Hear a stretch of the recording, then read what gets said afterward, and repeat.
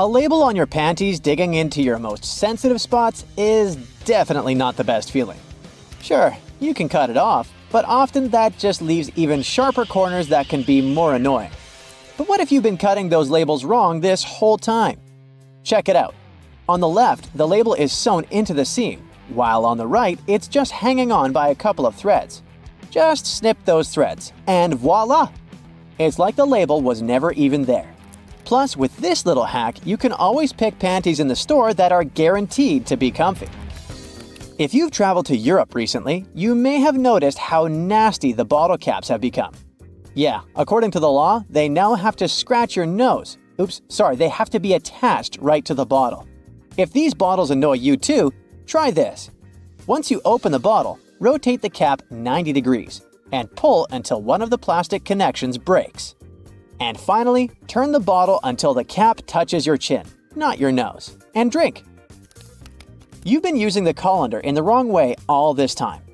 This smart kitchen device has a hidden function. The traditional way of draining noodles involves dumping boiled noodles into a colander, right? But if your colander is about the same size as your pot, try this instead. Place the colander on top of the pot with the noodles, like a lid, and drain the water out. This method is faster and less messy, and it keeps your noodles in the pot where they belong.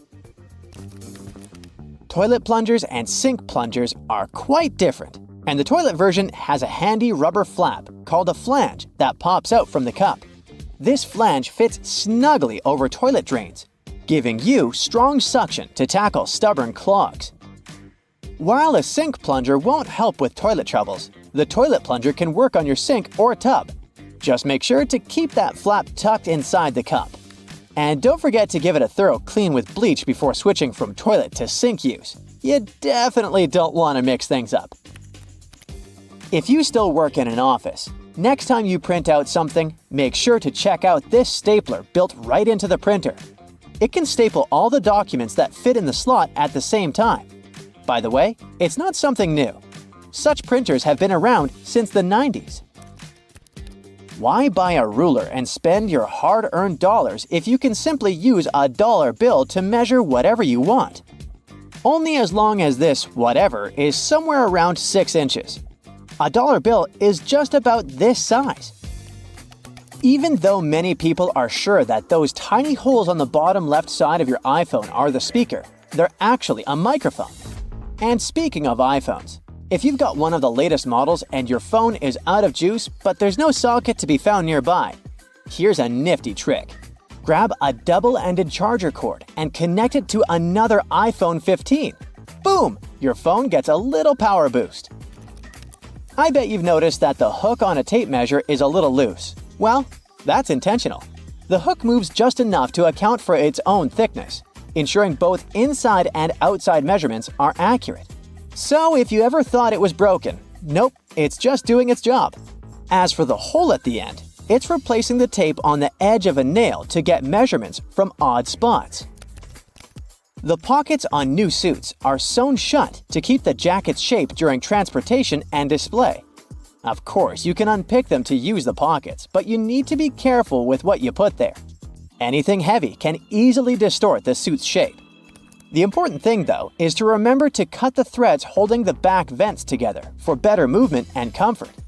Oh, and remember to cut those tacky stitches that fasten your new coat's vent, that flap on the back. Now, that sink squeegee thing actually hides a big secret. It can store water. Many sink squeegees have tiny holes that allow water to stay inside. But why would we need that water? Oh, you can release it as you squeegee, which will help you rinse the sink as you clean it.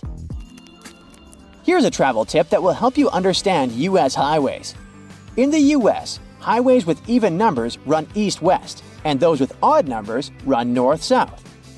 If a highway number starts with an odd digit, it's a spur, which means it doesn't reconnect to the main highway. If it starts with an even digit, it's a loop around or through a city that eventually reconnects with the main highway. And finally, numbers divisible by 5 are major highways meant for cross-country travel. Your iPhone camera can also translate laundry symbols, identify plants, and even recognize some bird species. It's like having a mini encyclopedia in your pocket. Another trick: when using the markup feature while editing your photos, you might want to highlight a part of a picture. Put a circle around the needed area and keep your finger pressed down at the end of the stroke. Voila! Instead of a misshapen circle, you get a perfect one. It also works for squares, triangles, and stars. Barilla, probably the most famous pasta in the world, has teamed up with Spotify to create playlists that match the cooking time for different pasta shapes. Just start the playlist when you drop the pasta into boiling water. And when the music stops, your pasta is ready. Toasters have crumb trays at the bottom that you can and should clean regularly. Just slide it out and dump the crumbs. It's an easy way to keep your toaster clean and working well. You can use Google Maps to share your location in real time. Just tap your account icon, select Location Sharing, and choose how long to share. Your friends can track your progress and be ready when you arrive. You can also save your parking location by clicking the blue dot. Do you know that the knobs on some ovens have calibration screws on the back? You can adjust them to get more accurate temperature control. It'll definitely help you avoid overcooking or undercooking your meals. In non-prepaid gas stations in the US, try pressing Enter before swiping your debit or credit card. It'll take you to the prepaid screen, and you can enter the amount you need manually. If you're drinking outside on a windy day, place some coins in an empty cup, and then put the cup you're drinking from inside the first one. The weight of the coins will help you keep your drink from getting blown over. Simple, but effective. Once you've peeled your potato, you might spot some tiny divots, known as eyes, that still have some skin on them. Many peelers come with a handy scoop designed to tackle these little guys. Just take the scoop, dig in, and pop them out. Easy peasy. Your favorite potato recipe will be totally eye-free in no time. A cell phone's camera can help you to figure out whether your remote is working. The camera is sensitive to infrared, so you just need to turn it on and point the remote at the camera while pressing the remote's buttons. You'll see the LED flashing in response. If you spot nothing, something is definitely wrong with the remote. Bonus fact here: white vinegar isn't just for cooking, it's also the real laundry hero. If you add it to your laundry, it'll take out all the bad smells from your clothes. The amount to add can be anywhere from a splash to a cup during the wash. And don't worry about the vinegar smell. It washes away completely, leaving your clothes fresh. It's also great for removing hard water buildup. Now, doctors recommend risking your life at least twice a day. I mean, brushing your teeth at least twice a day. But you see, the seemingly harmless toothpaste that peacefully chills on every American counter poses a life-threatening danger because of one not-so-harmless ingredient, sodium fluoride. Now, don't get me wrong, not every toothpaste out there contains it, but most of them still do. But don't rush to the bathroom to trash your tube. If you swallow a tiny pea-sized glob, it isn't fatal. I'm talking about larger quantities. A toothpaste tube has only 0.15% fluoride. To send you running to the hills, you must consume around 8 tubes one by one, so technically, toothpaste is totally safe. Let's go and look for more dangers at your place, shall we? Personally, I don't have this one, but if you happen to have a CFL light bulb, you gotta be extremely cautious with it. The thing is, many of those bulbs are made with mercury. If such a bulb breaks, you gotta start by turning off your ventilation system. Otherwise, the contamination will only get worse. Make sure everyone has left the room, then open a window to allow for fresh air circulation. Finally, clean the area where the bulb shattered.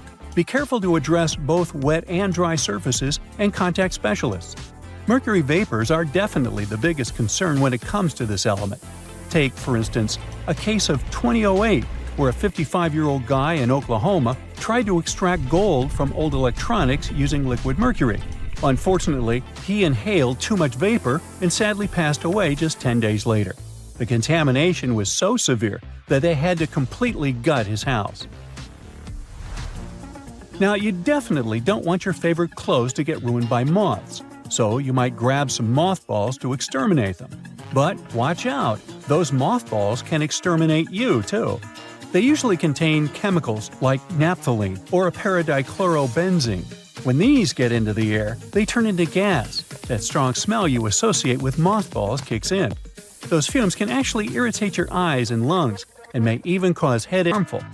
Take Dieffenbachia, commonly known as dumb cane, for example. Rumor has it that its sap can cause your tongue to swell up so much that it can block your airway. But can it really? Yes and no. It's true that this plant contains poisonous, tiny needle-like crystals called rapides, but they require someone to actually chew on a leaf first before any fuss happens. Otherwise, you might just feel a brief burning sensation or observe some skin redness. In rare cases, you might see some swelling in the area that touched the plant. Generally, just a little nibble leads to mild discomfort, so please don't snack on your potted plants. This warning is more for the safety of your pets, especially cats. Now, if Dieffenbachia stays in contact with the mouth for too long, it can cause some serious pain that might linger for days or even weeks. In those cases, a trip to the hospital might be necessary, especially if the throat gets affected, as that could impact breathing. But don't believe the hype that Dieffenbachia is a lethal poison. That's just an urban legend.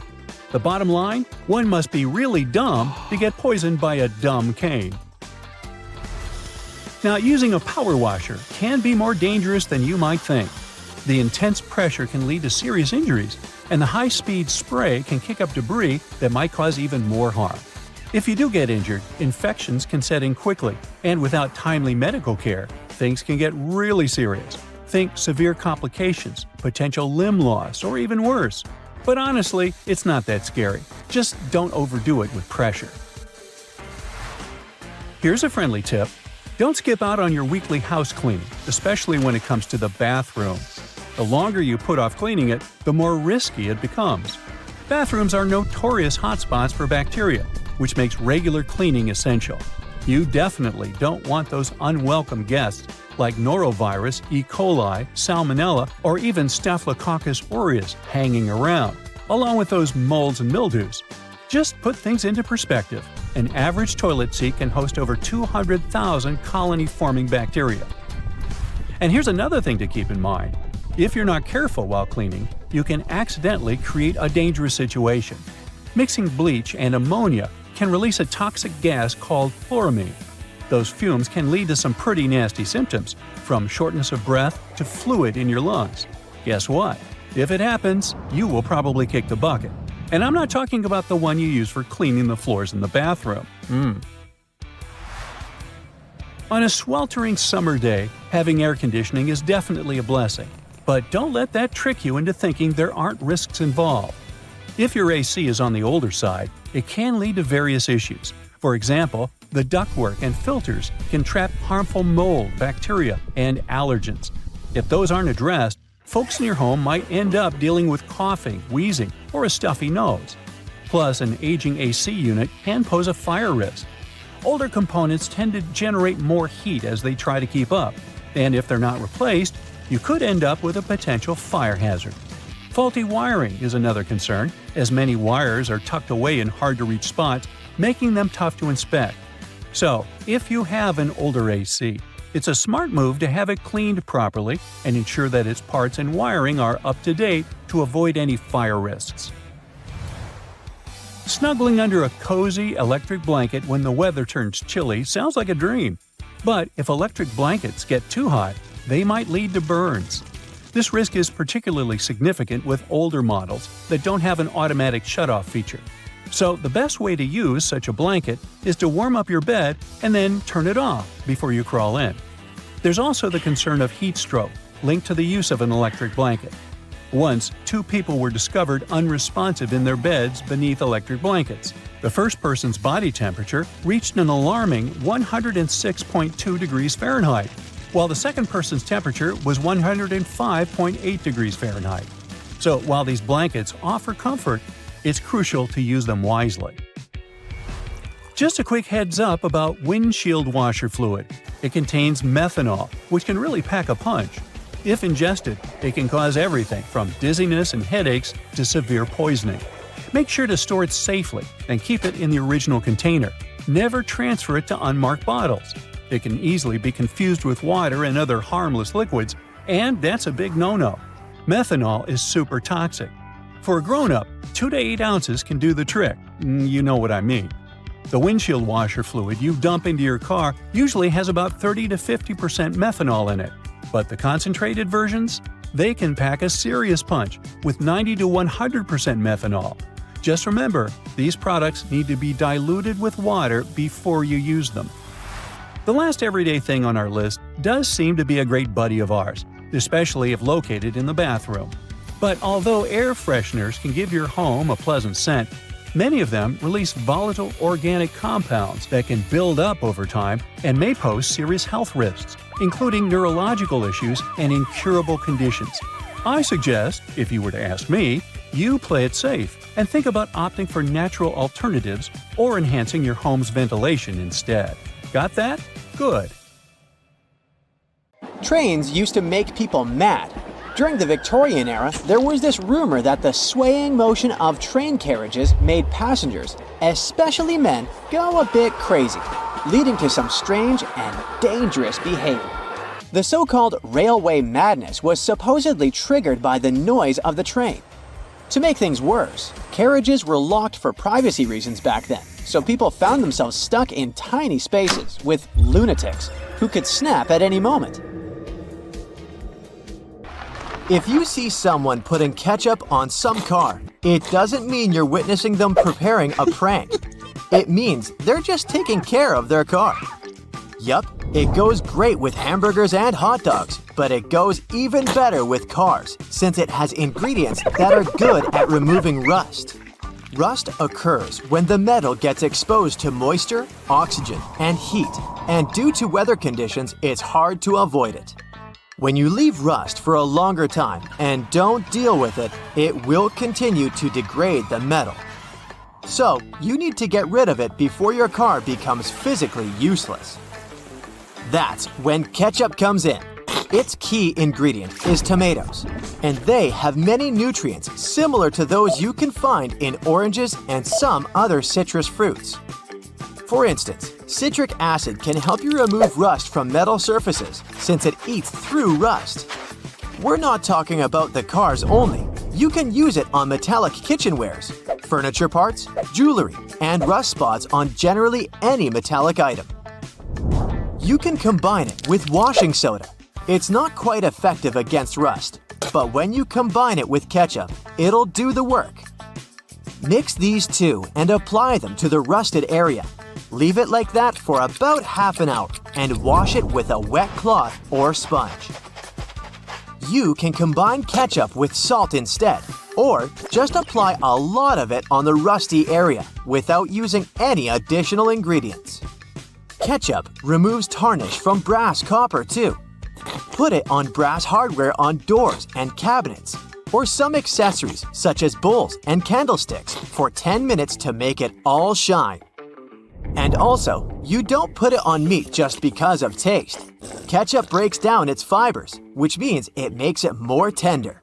Locking handles as we know them were only invented relatively recently, in 1878. Before that, people had to get pretty inventive to secure their homes. Most folks used a latch string. They'd make a small hole in the door, thread a leather thong or string through it, and then loop it around a wooden bar. Even after doorknobs were invented, only the wealthy could afford a proper lock and key. Vacuum cleaners had a rough start too.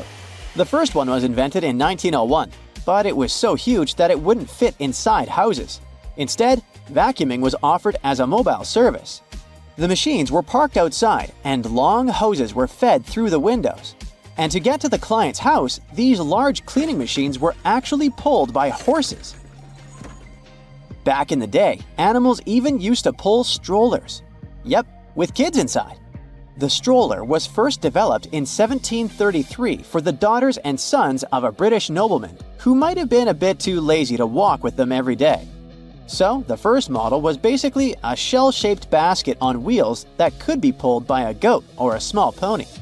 This small chariot was cute, but probably not the safest way to get around. Refrigerators also used to be a bit scary. From the late 1800s until 1929, they used toxic gases like ammonia, methyl chloride, and sulfur dioxide to cool things down.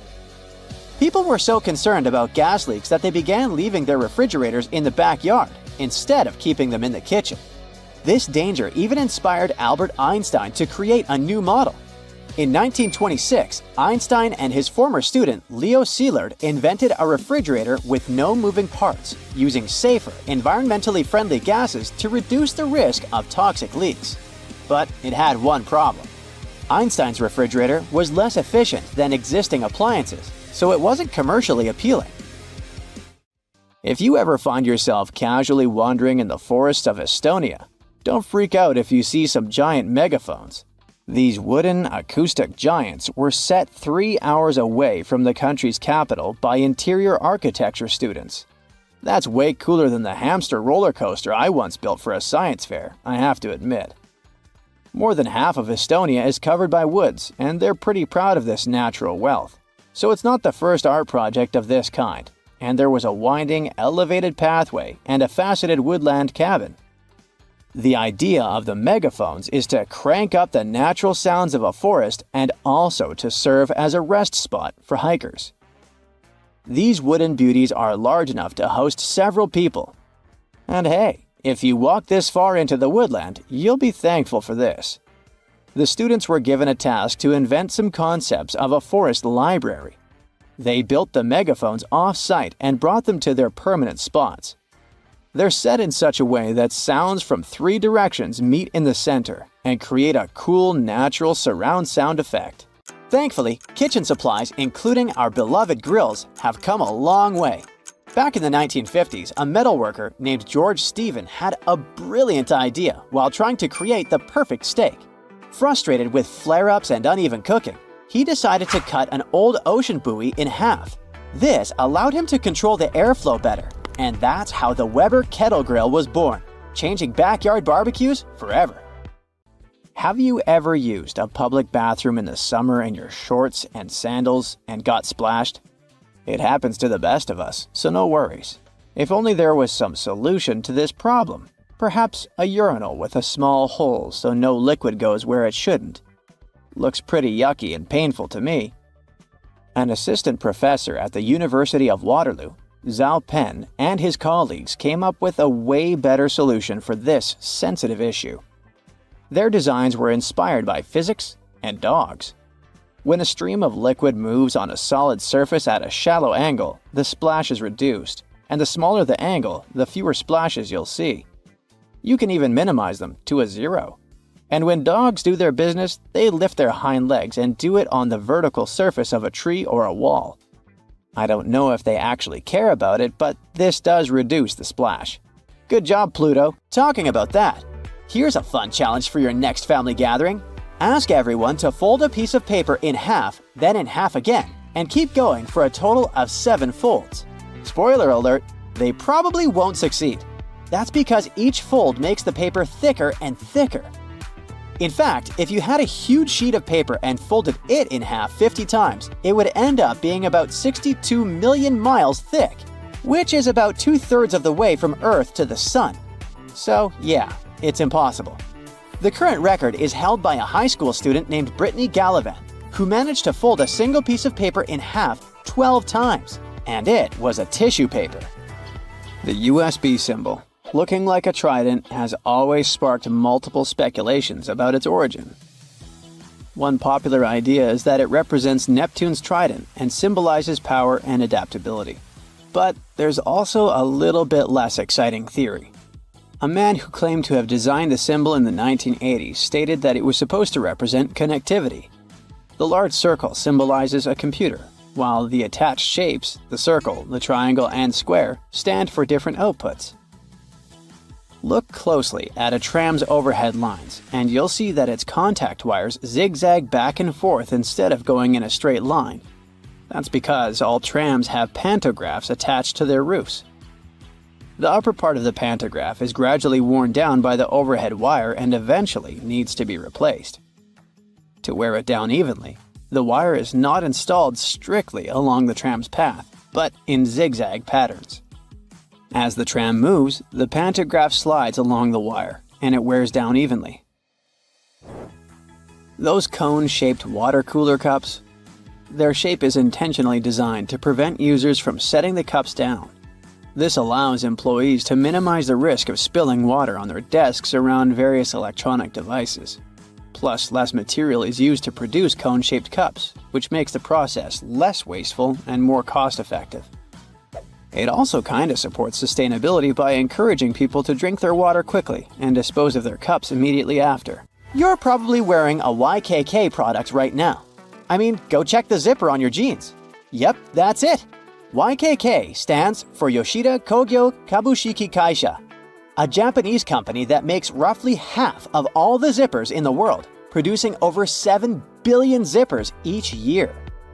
Originally called hookless fasteners, they became known as zippers after a pair of rubber boots that could be fastened with a single zip became popular in 1923. The name stuck because of the high-pitched zip sound they make when used. Despite a popular myth, household batteries don't actually contain liquid, and if you accidentally cut them open, no toxic liquid will spill. Most of them are dry cell batteries, which are made of electrochemical cells. Those convert chemical energy into electrical energy. Larger batteries often house numerous small cells within them too. Even Tesla vehicle batteries consist of multiple small cells. When combined, they easily provide the necessary voltage. Did you know that nail polish used to be a status symbol? In ancient Egypt, queens like Nefertiti and Cleopatra were famous for their red nails, while lower-ranking citizens were only allowed to wear pale shades. You'll probably agree that there's no better snack than a pack of chips. Some are flat, others have ridges. Is it just aesthetics? Not really. The main purpose of those lines on some kinds of chips is to help with the distribution of spices and seasonings. In other words, all those substances that make your chips taste like cheese are mostly stored inside the lines. Plus, the lines make chips crunchier. This item here was also popular in ancient Egypt. What looks like a weird bench was actually a weird type of pillow. Back then, headrests were made from materials like wood, ceramic, and stone. Unlike our comfy pillows today, those ancient ones were used to protect people's hairstyles. That way, their hairdos stayed neat, even though they had a very uncomfortable night.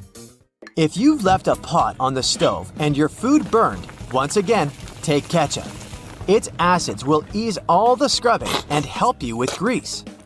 Just leave it over the night and you'll be able to wash the pot more easily. Or keep those small packages of ketchup we all end up having from fast food orders in the freezer. The ketchup won't be as hard as an ice cube as it freezes. So it will be good for soothing insect bites or similar things. For 8 centuries, forks were considered cursed and nearly forbidden in the West. The first models were used by the elite in the Middle East and the Byzantine Empire, and they made their way to the West in 1004. Thanks to a noblewoman named Maria Agrippina. People were pretty shocked by it, to say the least. So when she passed away just 2 years later, everyone blamed the fork, thinking it was some kind of divine punishment. By the way, its name comes from the Latin word furca, which means pitchfork. Next on our list is Nike's iconic moon shoe, but I'm talking about the unique pattern of its sole. Back in the 1970s, Nike co-founder Bill Bowerman was making waffles for breakfast with his wife when he had a sudden idea to pour a plastic material called polyurethane into the waffle iron. The machine was ruined, of course, but I guess it was worth it since that's how the first Nike waffle trainer was born. I mean, its sole. That clear fluid in gel pens is called the ink follower or stopper fluid. The gel in such pens contains pigment particles dissolved in a polymer solution. The main task of the stopper fluid is to be a barrier to prevent the gel from evaporating or leaking out. Without this transparent fluid, your gel pen wouldn't function. The fluid always stays in one position and doesn't get dissolved with the gel. Neither does it move backwards or flow out of the pen. Let's move on to another favorite snack, popcorn. These days, cinema and popcorn go hand in hand, but it wasn't always this way. In the 1920s and 1930s, movie theater owners were hesitant to allow snacks in their theaters. They were worried about the mess and the crunching noises interfering with movies. Plus, popcorn used to cost only 5 to 10 cents, so they didn't see any financial benefit. But savvy street vendors saw a big chance. So, they got their own popcorn machines and started selling them outside theaters. That's why popcorn probably became the original clandestine movie snack, and theater staff would even have to check if people were hiding bags of it in their coats. Have you ever helped your friends move into a new apartment in a building without an elevator? Then you're gonna love this one. Houses in Amsterdam have hooks on top. This is a medieval invention for pulling stuff up the houses. The simple tech consisting of a wheel and a rope still functions now, centuries later. Why not just use the stairs? Well, if you get inside one of those narrow Amsterdam buildings, you'll see there's hardly enough room to comfortably ascend, and you can forget about even trying to pull a table on top. Back in the medieval ages, pretty much like now, only rich people could afford housing around the canals in the best parts of the city. Those people were mostly traders and used the canals for their business. They stored goods in the same houses they lived in, and with regular floods, they had to find a way to keep the goods dry. And that's why they needed to invent something to lift furniture, goods, boxes, instruments, and food on the upper floors, and pull it in through fully open, wide windows. The lifting tech is one of the reasons the houses in Amsterdam are leaning forward. This position helped keep both the lifted stuff and the walls and windows safe during transportation. They didn't have to touch each other. The gables also assisted in the process and had to be made firm to withstand all the heavy weight. And in case you're wondering what gables are, they're sections of wall between the edges of a dual-pitched roof, typical for Amsterdam. Sticking with old-school fun, it's time to talk about cards. So, have you ever wondered how many times you need to riffle a deck to shuffle it completely? The answer is 7 times, according to math. Even cooler, if you shuffle a deck right, you're probably creating a unique order that's never existed before and never will again. And if you have a deck at hand, check out the 4 kings. You'll notice that the King of Hearts is the only one without a mustache. He's not special or anything. I mean, he also used to have a mustache, but it was lost in the reproduction of the original design. Your home has more regular things that can do magic tricks. Like if you have a house or a big terrace and want to make a nice flower wall. Try old mattress springs. Just hang them on the wall and let your imagination run wild with flowers. An old flower sifter can still come in handy, for example, as a planter. Even if you don't have one, you might find it at a garage sale or a thrift store. Wallpaper is making its big comeback when it comes to home design. Maybe you can try something different and use some old books with torn pages. You just need to learn the basics of hanging wallpaper, and voila! You get a new cool place for your old books. There's a solution for the remains of an old book. Don't worry, you can have blocks where you'll keep your kitchen knives. It's pretty original, don't you think? Solitaire was probably everyone's go-to game to pass the time back in the 1990s, but its original purpose was far from it. When developers created this game, their idea was to teach people how to use a computer without them even realizing it. For example, dragging and dropping cards into one place helped people learn how to move files into folders. The same goes for Minesweeper, which was designed to help people get used to using a mouse and clicking. Cleaning blinds can be frustrating, but the next time you do it, try doing it with a sock over your hand. Hands are kind of perfectly shaped for getting all those nooks and crannies on the blinds, and the sock will do the rest. Here's something you wouldn't expect. Ice cubes can help you remove gum from carpet, clothing, and hair. Just put your clothes in the sink and add ice cubes. Leave it like that for a while. Ice will freeze the gum, so you can chip it away more easily. If the gum got stuck on the carpet, leave ice cubes right in the critical spot and remove the gum with a butter knife. It's a little bit harder to remove it from hair though, but still possible. Just wrap the ice and parts of your hair with the gum in a washcloth until the gum gets frozen. When you get there, you should be able to break apart the gum and free your hair using your fingers. Or, next time you have to deal with a splinter, just take one ice cube to numb that area before you even start doing anything. You might have noticed that movie theater seats are almost always red. This choice isn't random. It has strategic importance, which is rooted in visual science. The thing is, red light has a longer wavelength. It means that it's the first color to disappear in low light. It allows the audience to concentrate better on the screen once the movie begins. Such a design choice enhances the viewing experience by minimizing distractions. Speed bumps are crucial for pedestrian safety, but at the same time, they can seriously increase car emissions due to the non-stop acceleration and deceleration they cause. To address this issue, some cities like London are testing fake speed bumps. Those are optical illusions painted on the road. They look raised from a driver's perspective, but in reality, they're flat. Authorities hope that this approach will slow down drivers without having a negative impact on the environment. Soda bottles are always filled in such a way that there's some space between the liquid and the cap. That's because soda contains carbon dioxide. It's a gas that can expand once the bottle's heated. If there's no gap in the bottle, it can break because of the pressure building inside.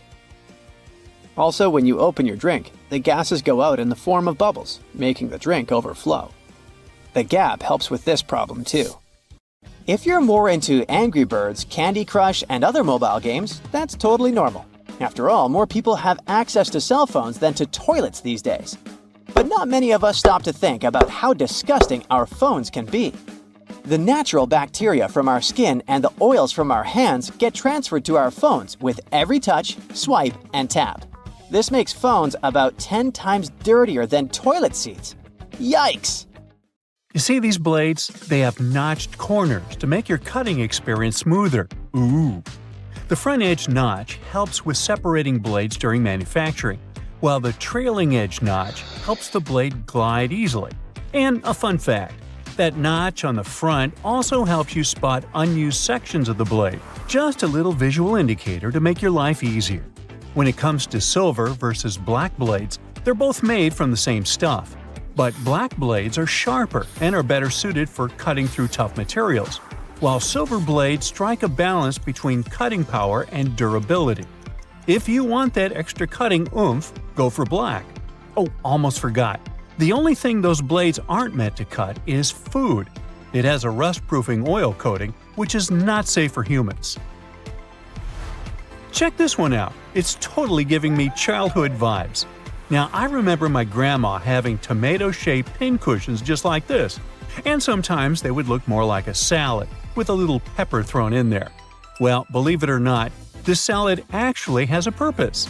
The tomato keeps your pins in place, while the pepper keeps them sharp. Those peppers are filled with sand, which helps keep your pins nice and sharp. And it's not just sand. Crushed walnuts can also be used to keep your pins in tip-top shape.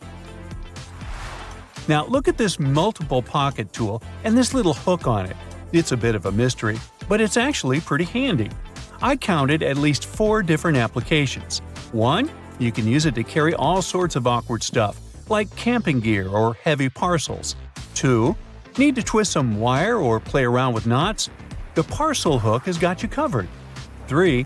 This hook can save the day with those stubborn zippers like the ones on your luggage. 4. It's great for pretending to be a budget version of Captain Hook. If you know more applications, let me know in the comments. Apple users, with this feature, you'll never get laundry surprises again. Now, I bet you've had this situation at least once in your life. You wash your stuff, and when you take it out of the washing machine, the size seems to only fit your cat.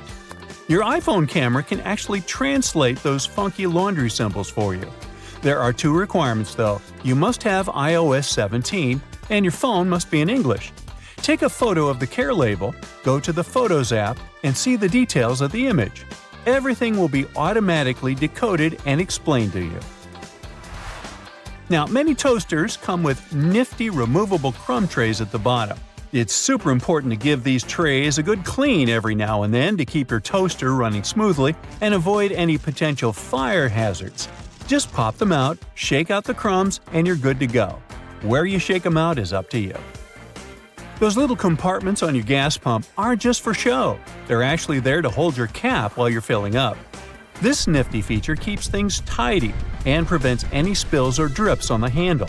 So, say goodbye to messy refueling experiences and hello to a cleaner pump. Plus, it makes the whole process way more convenient and efficient. Now, I'll bet your oven gets so greasy and dirty sometimes that you can even hear it oink. Just kidding. I know you're a tidy person. Anyway, if you're looking for a way to bring your kitchen cleaning to a whole new level, here's a tip for you.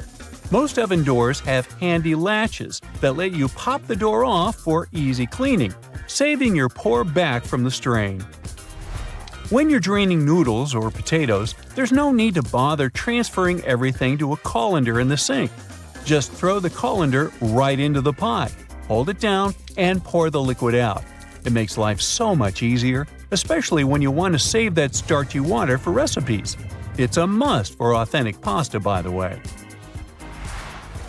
So let's say you've snagged this gem at a thrift store a while back for just under $1. It's seen better days, serving as an ashtray, but you decide it's time to give it a new lease on life.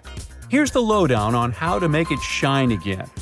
Mix up a solution of boiling water, baking soda, and table salt in a bowl lined with aluminum foil. Let the piece soak for about 15 minutes and repeat this process 3 times. In between soaks, gently scrub any rough spots with a microfiber cloth. After the final soak, dry the piece off and rub on some toothpaste, baking soda, and peroxide. Buff out any remaining tarnish with a clean, dry microfiber cloth. Rinse it off, and now your piece is practically gleaming like a mirror. These aluminum foil boxes have nifty little tabs on the sides that make it super easy to grab a sheet without any hassle. It's like a fancy little bonus that makes the product a breeze and ensures you'll have a smooth sailing experience every time. Manual can openers often come with a handy built-in feature, also known as a bottle opener. It's like getting 2 tools in one. But did you know that this bottle opener actually has another useful function? It can help you loosen those stubborn, hard-to-open jars. Simply lift the lid slightly at a couple of points with the bottle opener, and then watch it as it effortlessly twists right off. Yeah! Okay, I just found that, apparently, you're supposed to save the first and last slices of a loaf of sliced bread for last. It's like a bread hack or something. Apparently, those end pieces help keep the rest of the bread fresher for longer, and you shouldn't eat them until you've devoured the rest of the loaf. So, next time you're making a sandwich, save those heel slices for the very end. Even bread eating needs a good strategy. Now look at those blue levers on the top rack of your dishwasher. I was curious about them too, and it turns out they're actually water bottle sprayers. They help to ensure that your bottles get a thorough cleaning and rinse during the wash cycle. Many vegetable peelers have those little scoops on top for taking out the eyes from potatoes. And here's a cool tip. You can actually use vegetable peelers in both directions to peel faster, but most people just stick to one direction. When using yellow mustard, make sure to push the lid of the bottle all the way open until you hear a satisfying click. This way the lid will stay securely in place and won't get in the way when you're dispensing the mustard onto your food. It's a simple step that can make your condiment experience hassle-free and enjoyable. So there. You know that little hole at the end of your pot or pan? Well, it's not just for show. You can actually use it as a handy holder for your forks and spoons. Next time you're cooking up a storm in the kitchen, just pop your utensils in that convenient little hole and keep them close at hand. Okay, just a heads up to remember to switch the direction of your ceiling fan for the changing weather, and to give it a good clean too. I've seen that a lot of folks found it helpful before to reverse the fan's direction by flipping a switch for different seasons. So this is just a friendly reminder to go ahead and do it again, pushing hot air down and pulling cold air up. When you're chowing down for some pizza, just tear off the top of the box and use it as a big old plate. You can even rip the box in half and fold it to save some leftovers for later. Well, that's it for today. What, you want to know more cool facts? Sure, but you'll have to subscribe and hit the bell to get more videos. I'm waiting. Go ahead. Fitness trackers and fancy smartwatches are fine for monitoring your heart rate and even the miles you cover on a run. They're not so good at measuring the number of calories you've burned, though. A 2017 study from the Stanford University School of Medicine showed that fitness trackers and smartwatches have error margins of less than 5% when it comes to measuring heart rates. That's pretty good, so you can be confident in whatever reading you're getting. The problem is with the devices measuring energy expenditure accurately or calendars burned. Even the best was off by an average of 27%. The worst was off by a crazy 93%. That means they're very unreliable and shouldn't be trusted. Fitness trackers don't work well for measuring calories because we all have different heights, weights, diets, and many other things. That means we all burn calories at completely different rates. The trackers are often programmed with a preset average height and weight. So, if you're going to use one, take it with a grain of salt, unless you're trying to reduce your sodium intake. Sunscreens have only one job to do, and that's protecting us from the harmful ultraviolet rays. In 2017, though, a study found that many popular brands failed to protect at all, with only 1 in 4 working. Most sunscreens didn't protect users from ultraviolet A and B rays at all. Some manufacturers also claimed that these products had an SPF of over 50, which sounds very high quality, but the actual SPF was much lower than that. The misleading labeling means we aren't as protected as we think when we're at the beach. So when you're out shopping for sunscreen, make sure you look at the ingredients and apply more than you think you should. Ooh, sports drinks, an essential item for anyone working out. These bright-colored drinks are filled with electrolytes that will increase your performance and rehydrate you fast. The problem is, we're not all athletes, so most people would be better if they just drink water instead. Sports drinks are made up of water with some minerals and lots of sugar, coloring, and flavor. Those minerals are electrolytes, which can help our bodies go longer. Your exercise habits, the duration, and the intensity of your training all come into whether you really need that extra boost. While sports drinks can benefit athletes engaged in long or intense training, they're not really necessary for most gym goers. Sports drinks are probably pointless if you're only doing light to moderate exercise, like walking or jogging, over a short period of time. After using a toaster for most of your life, most people still haven't figured out how to get a perfect heat setting. It turns out that burnt toast is probably just down to a simple misconception. Those numbers on your toaster aren't heat levels at all. They're actually minutes. The dial is basically just a timer. That means all you need to do is look up how long it takes to toast certain things, and you'll never ruin your breakfast again. Hey, I like burnt toast. I'm used to it. Most of us rely on wireless technology to carry out normal everyday tasks. It can be very frustrating when technology stops working and interrupts your day. In fact, the only thing more frustrating might be not knowing why it isn't working. The worst culprit here is your cell phone. It'll often show really great reception, but somehow can't make a phone call. The bars on a cell phone actually don't mean anything. The way they receive the signal differs a lot between different makes and models of phone. There's even a big difference between what the bars mean from one phone to another. Meanwhile, watching a progress bar showing the percentage of time left to complete a download on our phones or PC can be tedious. Sometimes they just seem to be stuck doing nothing.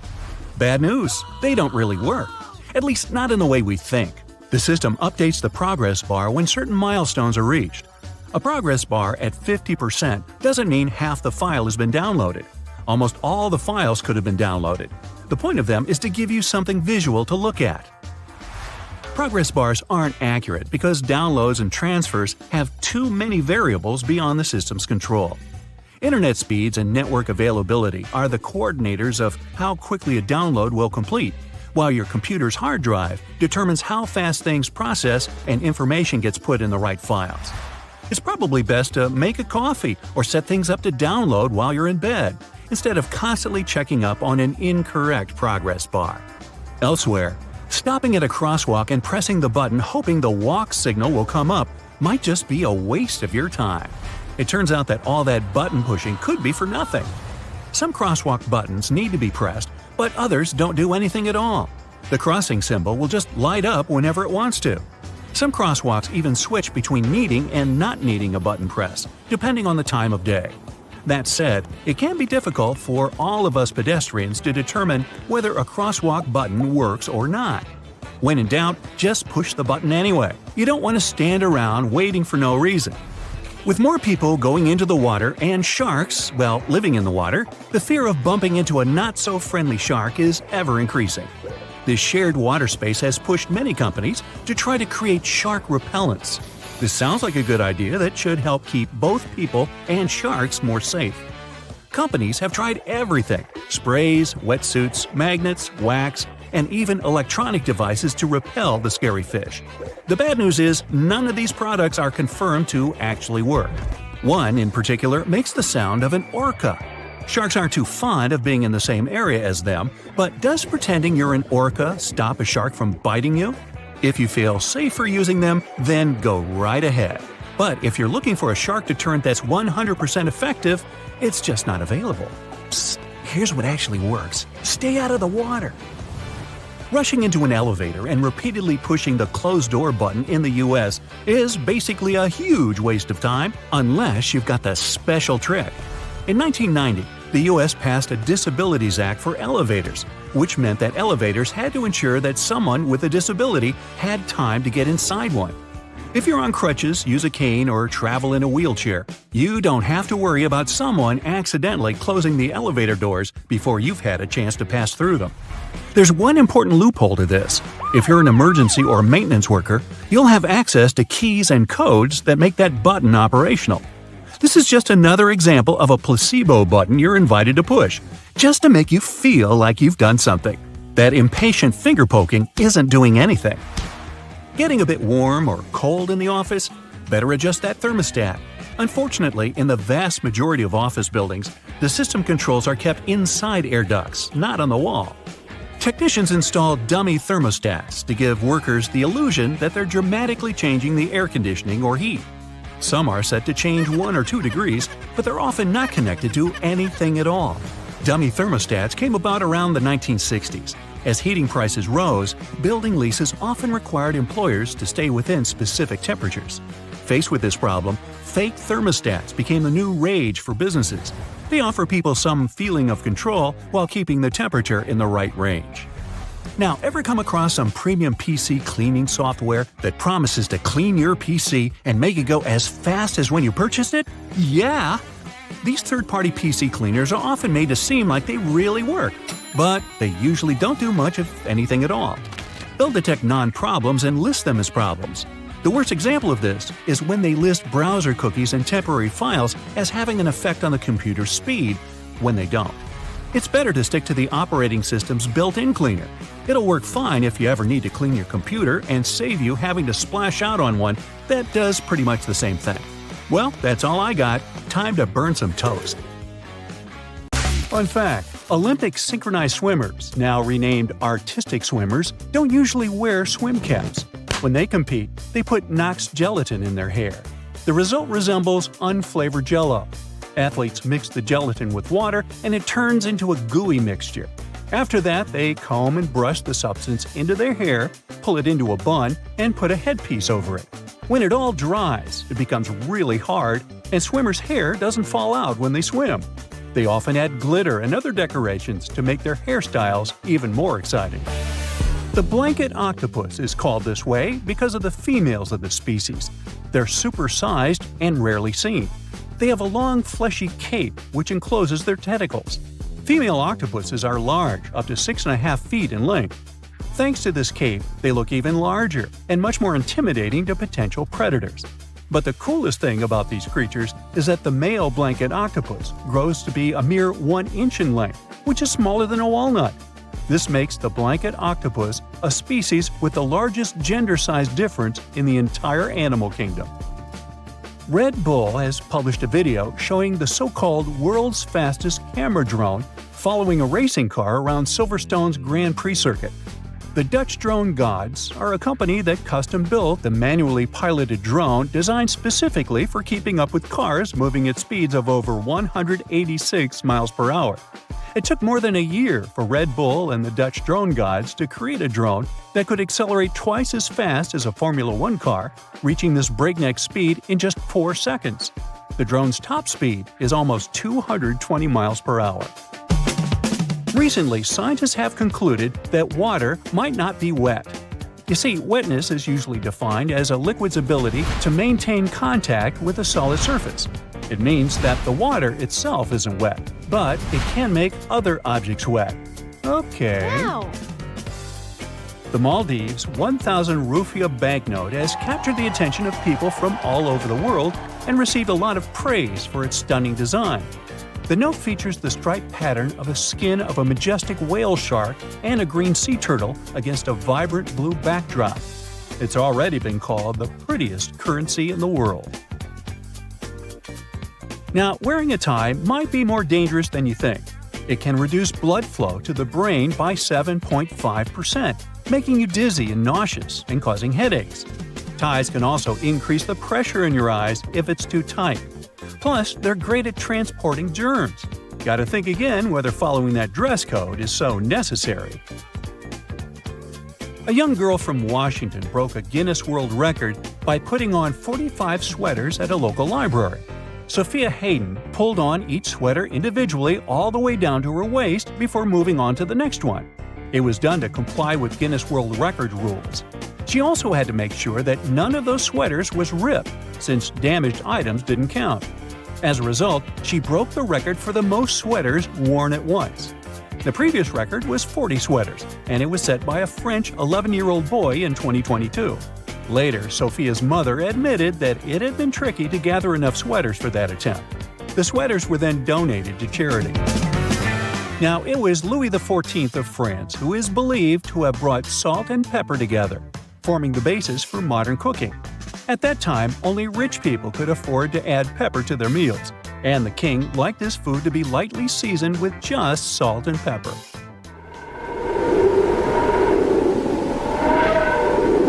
Our sun produces a sound, but sadly, we can't hear it. It's emitted in the form of pressure waves, and their wavelength is measured in hundreds of miles. It means they're far beyond the range of human hearing. Now, while we're on the topic of space, let's discuss the fact that our solar system has a wall surrounding it. Well, kind of. It's called the heliopause, and it's the region of space where solar wind isn't hot enough to push back the wind of particles coming from distant stars. That's why this region is often considered the boundary between the solar system and interstellar space. Another space fact for you: comets smell like rotten eggs. I know, ew. Other smells that might surround them are those of burning matches and even almonds. That's because of the traces of hydrogen sulfide, ammonia, sulfur dioxide, and hydrogen cyanide found in the makeup of some comets. In 2016, promotional postcards were even made, carrying the pungent scent of a comet.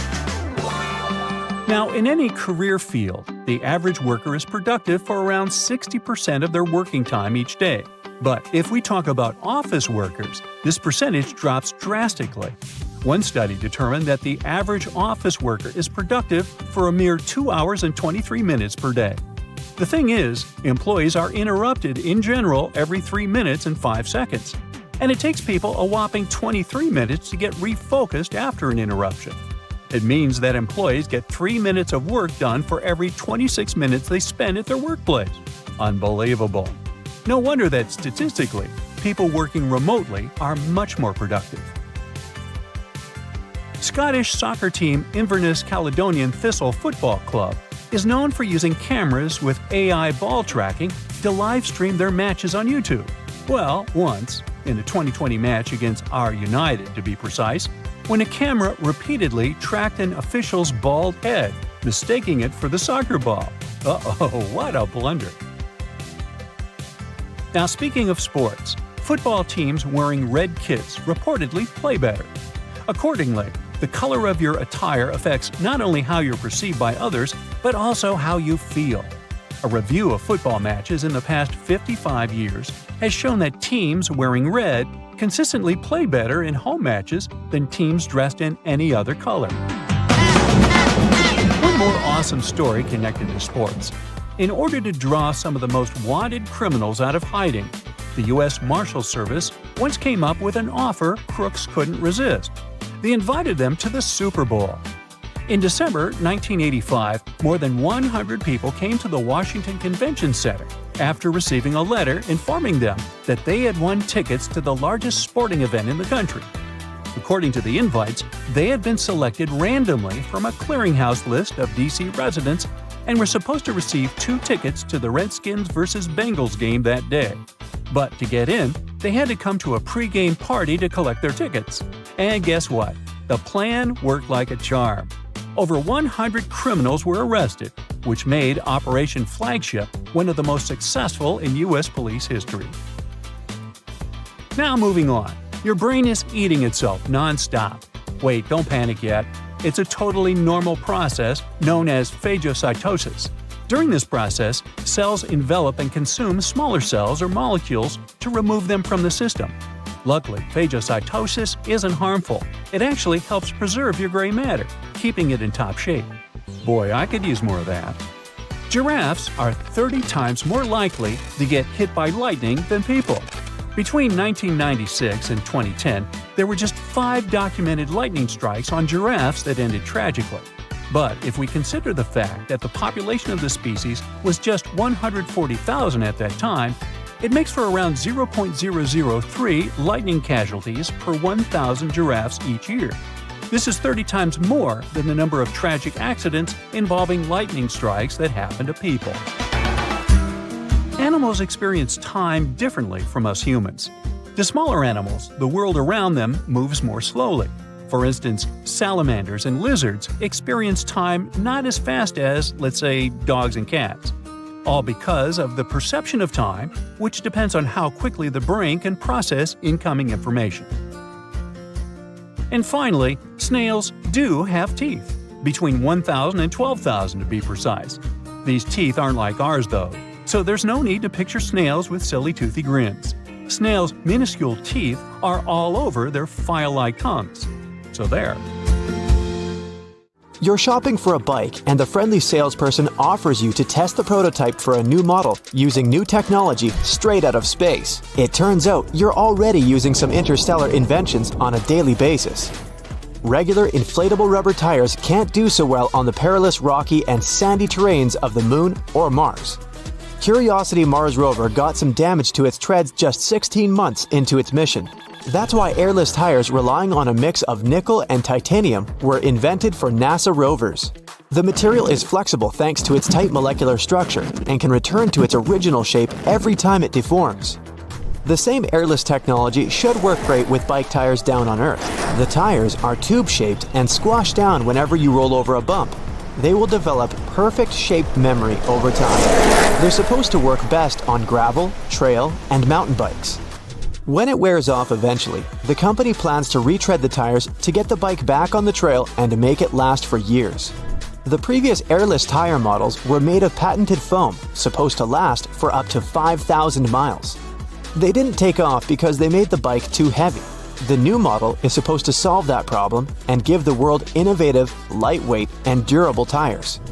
The same tech can be used in an all-terrain car and truck tires, high-performance sports, commercial aircraft, and even search and rescue missions. You gotta thank NASA for that comfy memory foam mattress you're using every night. Back in 1966, the original idea behind memory foam was to customize seats for astronauts to somehow ease the effects of G-force on takeoff and landing. It would be too impractical to create a custom seat for every flight, so memory foam became a perfect solution. It easily adjusted to an astronaut's body shape and went back into a rest state when not in use. Memory foam became available to the general public in the early 1980s and is now used in products from mattresses and pillows to amusement park rides, horseback saddles, and football helmet liners. Lenses used to be made of ground and polished glass. In 1972, a new regulation made their manufacturers turn to plastic to make them shatter-resistant. The new lenses were too prone to scratching, so NASA's invention of a diamond hard coating for astronaut helmets and other plastic aerospace equipment came in handy. The new tech was further developed and used for the production of scratch-resistant plastics. It's now used in most sunglasses, prescription lenses, and safety lenses in the US and around the world. The next time you clean your car's interior with a dustbuster, remember, you gotta thank NASA and their Apollo space mission for it. They wanted to come up with some portable self-contained drill to extract samples from below the moon's surface. They developed a computer program to produce optimal motor power and minimize power consumption. This program was later adapted and used to create a whole series of useful battery-powered home devices. The most famous of them was the cordless miniature vacuum cleaner under the original name of Dustbuster. In case you didn't trust the name, space blankets are indeed a product of NASA research. They're lightweight, usually gold or silver in color, and capable of reflecting up to 97% of radiated heat. That's just what you need to reduce heat loss from the body and stay warm and comfy in space. The material was originally designed for the exterior surfaces of spacecraft. Now you can see marathon runners at the end of the race wrapping themselves in those blankets to regulate body temperature. It normally drops right after you stop running. Another NASA invention is insulation called Radiant Barrier, made from aluminized polyester. It was designed to survive in wildly cold space temperatures and is now used in most home insulation. Freeze-drying tech for food was not created but greatly improved by NASA to pack more snacks on long Apollo missions. The idea is to cook food, then freeze it under low pressure, and then slowly heat it in a vacuum chamber to remove ice crystals. To bring it back to normal, you just have to add water. Thanks to this tech, food maintains 98% of its nutritional value with only 20% of its original weight. It's a great help for backpackers, disaster relief programs, and anyone who needs to pack light and still get proper nutrition. The infrared thermometer that lets us check temperature from a distance was developed with the support of NASA as well. It measures thermal radiation emitted by your eardrum a lot like they measure the temperature of stars and planets. Each device has a lens that focuses light from the object onto a special detector that converts radiation into an electrical signal and then into temperature you can see on a display.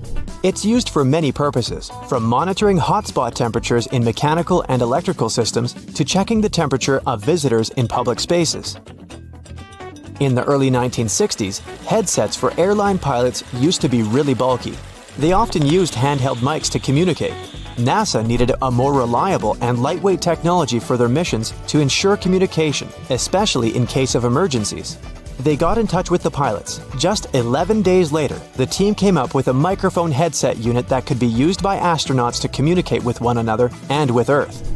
The headset was later improved and used for Mercury and Apollo missions. The world was able to hear Neil Armstrong's most famous phrase as he landed on the moon, thanks to that wireless headset. You gotta thank NASA for the improved version you use today. The idea behind LED technology dates back to the late 1980s. Back then, NASA was looking for a way to grow plants in space. They tested the tech using wheat and just red LEDs. It wasn't a success at first, but they solved the problem using blue fluorescent lights. The technology was developed and used in many medical devices and everyday items like electricity-saving LED bulbs. These days, they're way more efficient than their ancestors. Every time you take a selfie with your friends, you're using the tech that originated from the one for interplanetary missions cameras. NASA scientist Dr. Eric Fossum developed special active pixel sensors to make those cameras as small as possible and maintain the high image quality. This tech has become the leading one in the digital imaging industry. It made it possible to add miniature cameras to smartphones and other gadgets. Astronauts spend long periods of time in weightlessness and need a way to exercise regularly to stay in good physical shape. NASA took care of it and designed the anti-gravity treadmill, stimulating added weight and mimicking gravity. On Earth, the same method helps to lighten the load on your legs as you're working out. This tech is used by professional athletes and people trying to get back on their feet. You gotta thank NASA for your favorite pair of athletic shoes. They came up with a rubber molding process to absorb shock in space helmets and suits. The same idea was applied to athletic footwear and opened up new possibilities for professional sportsmen. And they're just way comfier for everyday use. The computer mouse was invented as part of a huge project aimed at augmenting human intellect. The inventors came to NASA in 1966 to test the mouse. It turned out the mouse was better and faster at manipulating objects on the screen than other gadgets like the light pen. The first mouse came with a cord in the front, but they moved it to the back to get it out of the way. The first patent for something that looked and worked like a joystick was filed in 1923. But it was NASA who made it something widely used. Astronauts in bulky suits needed a steering mechanism that would work with one gloved hand. The joystick was the best choice that spread to training simulators for astronauts and home computers. Invisible braces are a product of Ceradyne and NASA's Advanced Ceramics Research Program. You probably use them to straighten your teeth, but the original idea behind them was to find some material to use in structures protecting radar equipment. It had to be as transparent as possible for radar waves to pass through easily. It was doing well at its job, and in 1986, they got the idea to use this transparent and strong material in the dental industry. It's breakfast, and you crack open a hard-boiled egg. You find that it's green. Looks disgusting. Well, it looks like you cooked it for too long. This happened because of the thin sulfur layer in the whites and iron in the yolk. Though the mixture of these chemicals is black, it's such a thin layer mixed into the yellow yolk that it turns green. But don't fear, these strange green eggs, they're completely safe to eat. While sitting for a photo, it would be weird to say anything other than cheese to get that perfect smile. But in the 19th century, it was different. Photographers would ask their subjects to say prune instead. The reason was to obtain that thin, duck-like expression. It was considered a prim and proper way to present a photograph. Strawberries aren't even considered a berry and are more of a false fruit, further identified as multiple fruit. What we believe is that the tiny little brown or white things are seeds, but they're actually individual fruits attached to its flesh. But how did this mistake start in the first place? Well, the confusion began hundreds of years ago when it was first named. However, this was a long time before botanists were even around to help clarify this mistake. Sci-fi films are often inspired by real-life space exploration, but there's one thing that NASA implemented after watching a sci-fi movie. A 1929 flick, Woman in the Moon, introduced a countdown that built up anticipation. NASA found this helpful and started using it in 1969. Not only is it an exciting moment, but it does also have a practical use. It helps the massive team behind each launch ensure they're synchronized perfectly down to the last second. This one might change your appetite the next time you see a juicy apple. Usually picked around August to November, the shiny supermarket apples are covered in hot wax, then hot air dried and sent into cold storage. Before they arrive at the supermarket looking fresh, they've been in storage for anywhere between 6 to 12 months. I bet you can't do this. Try and hum while closing your nose. No noise came out, right? Without an exit for air, it's physically impossible to make any noise. The world's largest national park in Greenland covers a staggering 375,000 square miles. That's twice the size of California. But although it's huge, there are only up to 40 permanent residents in this massive area, making it one of the most isolated places on Earth. Issues with bad breath? Gum is the typical choice, but other things are just as effective. Cucumber is a great natural solution and a more efficient one. Working similarly to gum, it helps stimulate saliva production, but what makes it different from other odor defeaters is its water content. Washing away any unwanted pieces of food still remaining also helps to avoid a dry mouth, which causes odors. You would think that Z would be the last letter put into the alphabet, but it was actually J. Long ago in 1524, an Italian grammarian wanted to identify a way to separate I and J. Together, they were a vowel, and J was then used as a consonant that sounded like Y. It wasn't until 1633 when an English grammar book explained the proper use of J, and it was entered into the alphabet in the way we use it today. The first vacuum cleaner was invented in 1901, the size of a Winnebago, and it took 4 people to operate it. A petrol engine used to supply power also required a horse to move it around. I would suppose that it was mainly used for cleaning up after the horse in the end. It wasn't long after that they found easier ways to clean the house, and in 1910 the first handheld vacuum was invented. If you've been told that you sweat like a pig, there is no need to be offended. It's actually more of a compliment, as pigs don't sweat. All swine are born without sweat glands, and the only way to cool off is to find a nice puddle, or more famously, some mud. Umbrellas were invented around 4,000 years ago and were only socially acceptable for women to use them. Their original purpose was to keep the sun out of your eyes and as a fashion accessory.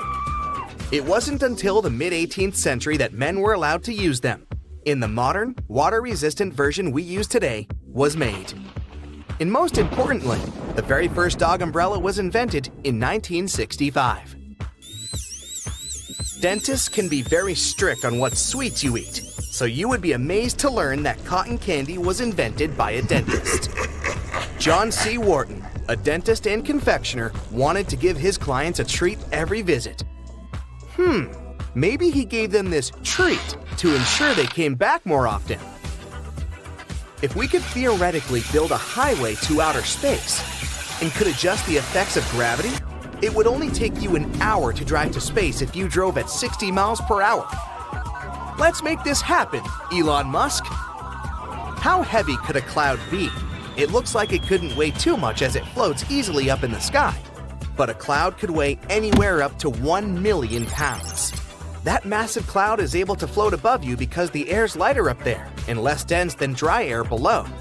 You can see the same effect when observing oil floating on water. You think you yawn because you were bored or tired? Well, it's a myth. You yawn more often later in the day, but it's just your body helping you remain alert. Through inhaling cool air and stretching the muscles, it cools the flow to the brain. Researchers identified brain sizes in different species of animals based on their yawns. The larger the brain, the longer the yawn. So how long do you yawn? Playing video games regularly increases gray matter in the brain for all you gamers out there, which helps to boost brain connectivity through muscle control, memories, perception, and spatial navigation. An experiment at a New York medical center found that surgeons who played 3 hours of video games made 37% fewer mistakes and performed 27% faster than other non-gaming doctors. Have you ever wanted to be just a little bit taller? Well, get your space boots on. The human body can grow up to 3% taller when in space. While living on Earth, our spines are compressed by gravity. But in zero gravity, the decompression lets the spinal discs expand, allowing the spine to lengthen. Cows don't have full REM sleep while standing, but they can have a light nap. This is an evolutionary trait that helped their ancestors avoid predators. They stand idle during a power nap if they need to make a quick getaway. They do have full REM sleep, only by lying down. They only need 4 hours of sleep to fully energize for the next day. Women have more taste buds than men, and 35% of women are considered super tasters, and only 15% of men are. Not surprisingly, more women prefer pineapple on their pizza. Now, don't be triggered if you disagree. While sleeping, you're incapable of sneezing. This might seem impossible, especially when you have a cold. But while your body is resting, the nerves that help you sneeze are as well. While you sleep, the brain ignores any irritating sensations or tickling that would typically create the sneeze. Our calendar year once used to end in February. This is because it was the last month to be added to the calendar. A calendar year once only lasted 304 days, so there was plenty of room for more months. It was changed in the year 46 BCE to the calendar we know today by Julius Caesar. They previously followed the lunar calendar. Julius Caesar saw issues with this as it didn't match the seasons. He hired an astronomer who created a calendar based on the solar year. Now, it should come as no surprise that most things around us seem to have a hidden purpose. Hey, down at the aquarium, they have a hidden porpoise. But I digress. Now, please tell me in the comments if you like my joke or about how many of these 26 multi-porpoise thingamabobs you knew about before. It's cool either way. Let's go! Check the space button on your phone, tap and hold it, and see how it turns into a cursor. This way, you can navigate the text you've typed easily instead of trying to tap that very letter you wanted to change. If this feature doesn't work on your phone, consider upgrading your firmware. Hair conditioner is meant to make your hair soft, but it can also be used as a makeshift fabric softener. Use it for hand washing only. Your washing machine might dislike this trick. Use an old pillowcase to separate your delicate laundry from the rest of your clothes. Underwear, slips, stockings, you name it. Before laundry, make sure your stuff doesn't fall out into the washing machine by turning the pillowcase into a drawstring bag. Sew a hem into the opening of the case and feed a string through the hem, then pull it, and you're done. Then just toss the filled pillowcase into the washing machine. It will act as a wash bag, making your delicates last longer. If you have toothpaste based on baking soda, it will be helpful not only to make your breath fresher, but also to clean stuff around the house. Usable food containers tend to soak in food odors, but if you scrub them with such toothpaste, the smells will be gone before long. Also, try cleansing your kitchen sink with it too. It will return the shine. The big toe isn't just a thumb for your foot. It has its own name, hallux. Hey, Alex, how the hell are you doing, bud? This toe is the exact reason we can keep our balance when standing upright. Inserting bobby pins correctly is with the wavy side down, but that's if you use them on your hair. Alternatively, you can put one at the end of the toothpaste tube in your bathroom, and it doesn't matter which side in this case. The bobby pin will help you squeeze the toothpaste to the very last drop. Just slide it down the tube as you keep using it, and you might save a few days before putting toothpaste on your shopping list. If you paint a fence or walls in your house, paint dripping from the brush on the ground or floor would usually make you irritated. To avoid that, stretch a large rubber band across the opening of the paint can. After dipping the brush in the can, scrape the excess paint off with the help of the band. Now it won't leave a mess beneath your feet. Not only is baking soda good at fighting foul odors, salt does the job too. For example, if your sneakers start insulting your nose with their smell, sprinkle a pinch of salt inside and leave them overnight. Sodium chloride crystals eliminate bacteria and the odors they create. Don't forget to shake your sneakers out before putting them back on. You don't have to take a complete set of cutlery when going on a summer picnic with your friends or family. Some toothpicks and dental floss will be more than enough. Cut soft products like cheese or bread using the floss.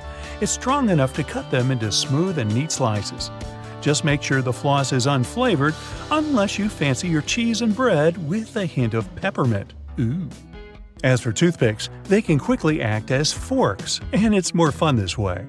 When you're finished with a picnic, you can also use the floss and toothpicks for their direct purpose, of course.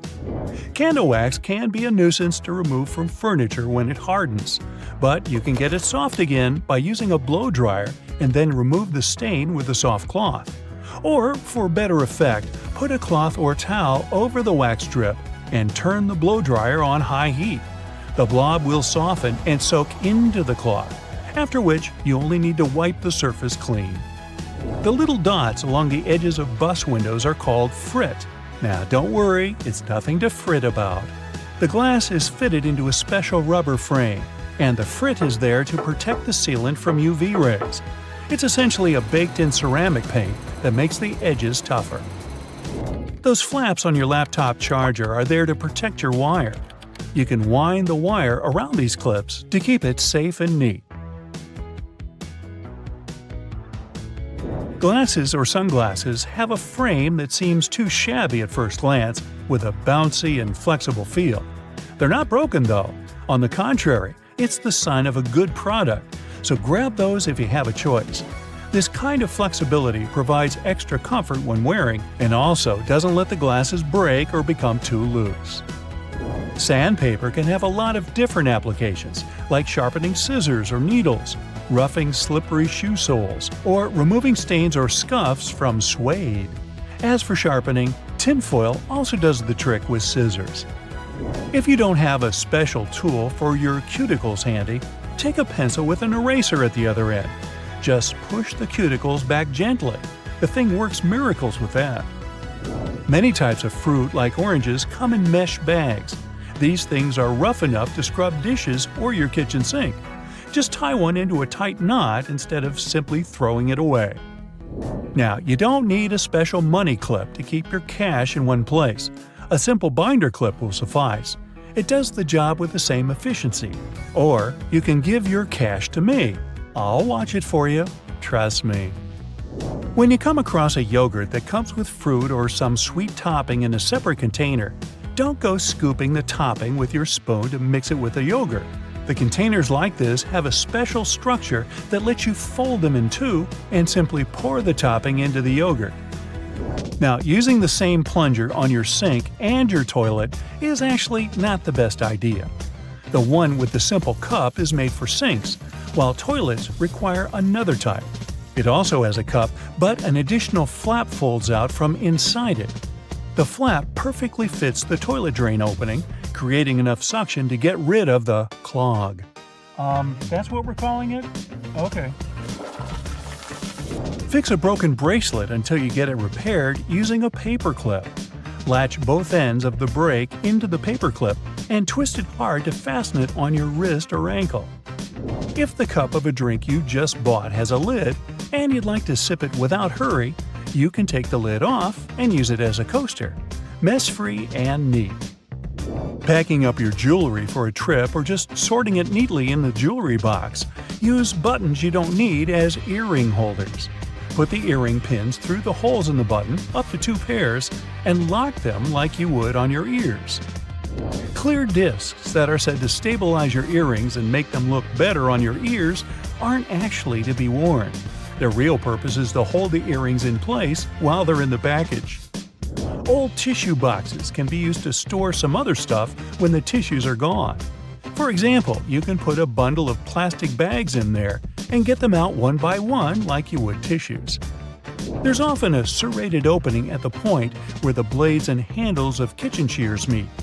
It can be used to strip various herbs like thyme, chives, or rosemary of their leaves in a single motion instead of plucking them with your own hands. And that little hole next to the camera on your iPhone isn't a flash, it's a microphone. One of 3, in fact. They're meant to pick up every sound regardless of how you hold your phone. And this particular one also helps with voice recognition. Ooh, hello? Do you recognize my voice? Do I sound like myself? Hey, is this thing working? If you ever find yourself stuck in the trunk of your car, stay calm. All cars are supposed to be equipped with an emergency latch to help open the trunk from the inside in the unlikely case it happens. These latches are so well thought out that they can be opened by people of all ages. More so, handles are designed to glow in the dark, too. You can even pull them with the mouth if there's not enough wiggle room to use your hands. Never mind how you ended up in the trunk in the first place. Moving on. If you're ever working with needle and thread, remember you don't need to stick the needle directly into the spool. You may end up losing the needle altogether. Not to mention you can easily hurt your fingers. A lot of modern sewing kits these days come with a designated place for safeguarding the needles. It's located at the bottom part of the thread spool. You'll just need to pull it out. It's even made to hold multiple sewing needles at a time. Disposable ballpoint pens come with a little secret of their own. Did you ever notice that in some of them, there's a small hole in the plastic part? It's actually a rudimentary ventilation system. It's supposed to let the ink easily make it to the tip of the pen. Okay, I know it's in the name, but you really don't need to shake the seasoning shaker to get any product out. Don't believe me? Hey, you're not the only one. Go grab your favorite seasoning bottle out of your pantry. If it has one of those removable plastic caps, it's perfect for the experiment. Instead of shaking the bottle, try holding it from the plastic cap while it's upside down. Now, gently twist the bottle from side to side and, before you know it, you get some gorgeously flowing seasoning without having to wiggle the shaker and make a mess all over the stove. On the same note, most salt and pepper shakers should have ridges on the bottom of the glass portion. In case you get any seasoning stuck in there, place the bottom of the salt shaker against the bottom of the pepper shaker and wiggle it around so the ridges click with each other. The seasoning should easily pour out now without you having to open the bottle. In colder weather, you often have so many clothing layers on you that you can hardly feel the purse or back straps on your shoulder anymore. Not to mention how fast they can slide off. Some jackets come with a built-in solution for that, in the form of a small tab on the shoulder with either a hook or a button. It's meant to be opened and closed comfortably, so you can keep your purse in place at any time. You're most likely using it merely to peel the skin of potatoes, carrots, or cucumbers. But you can use your vegetable peeler for chopping fine strips of onion as well. Just cut the onion into quarters vertically and then start slicing. This might also help out with those embarrassing onion tears. Most people miss this one, but should you ever have a closer look at your toothpaste tube, you will surely see some sort of coloring there, either a dot or a block. Colors can vary. They can be black, green, red, or even blue. These color spots are actually meant to help the assembly machines back at the toothpaste factory. They recognize when and where these machines need to cut the toothpaste tubes and proceed to fold them for packaging. For most types of footwear, if there's anything that seems a bit out of place, always know that it's there for a reason. Most manufacturers don't put extra items on shoes just for fun. It would definitely be a waste of time and resources. For footwear like boots, for example, there's often a small loop at the top back of the shoe. It's there to help you when you need to put the shoe on, since you can quickly pull on it. Plus, you can also hang the shoes somewhere, most likely to dry, since most boots are meant to be worn in the colder weather. Now, I've been guilty at least once of overdressing with a bunch of layers just so I won't need to jam everything in my check-in bag. But does it become a problem when you actually have to get seated? What do you do with your coat or your jacket? Well, have a closer look next time you board a plane on the seat in front of you. The hook that keeps the tray table upright can double as a jacket hook. As long as you don't need to have any meals while in the air, you're good to go. Now, most mascaras expire within 3 to 6 months, I'm told, depending on the manufacturer. But you can help speed up that process if you're not careful enough. Continuously pumping the mascara wand, trying to mix in the product, actually pushes more air into the tube. This can make it dry much faster, and you evidently won't get the desired results with it anymore. There's an easy way to check if your mascara is still good enough to use. If you don't hear a popping noise when you take the brush out, you may very well need to go get yourself a new mascara tube. Now, I know we're living in the era of Bluetooth-connected devices, but for better quality sound, they still recommend using headphones that connect via audio jacks.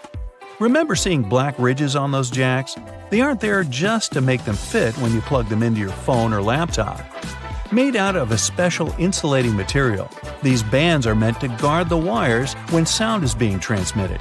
Based on the number of bands, you can figure out which end goes where.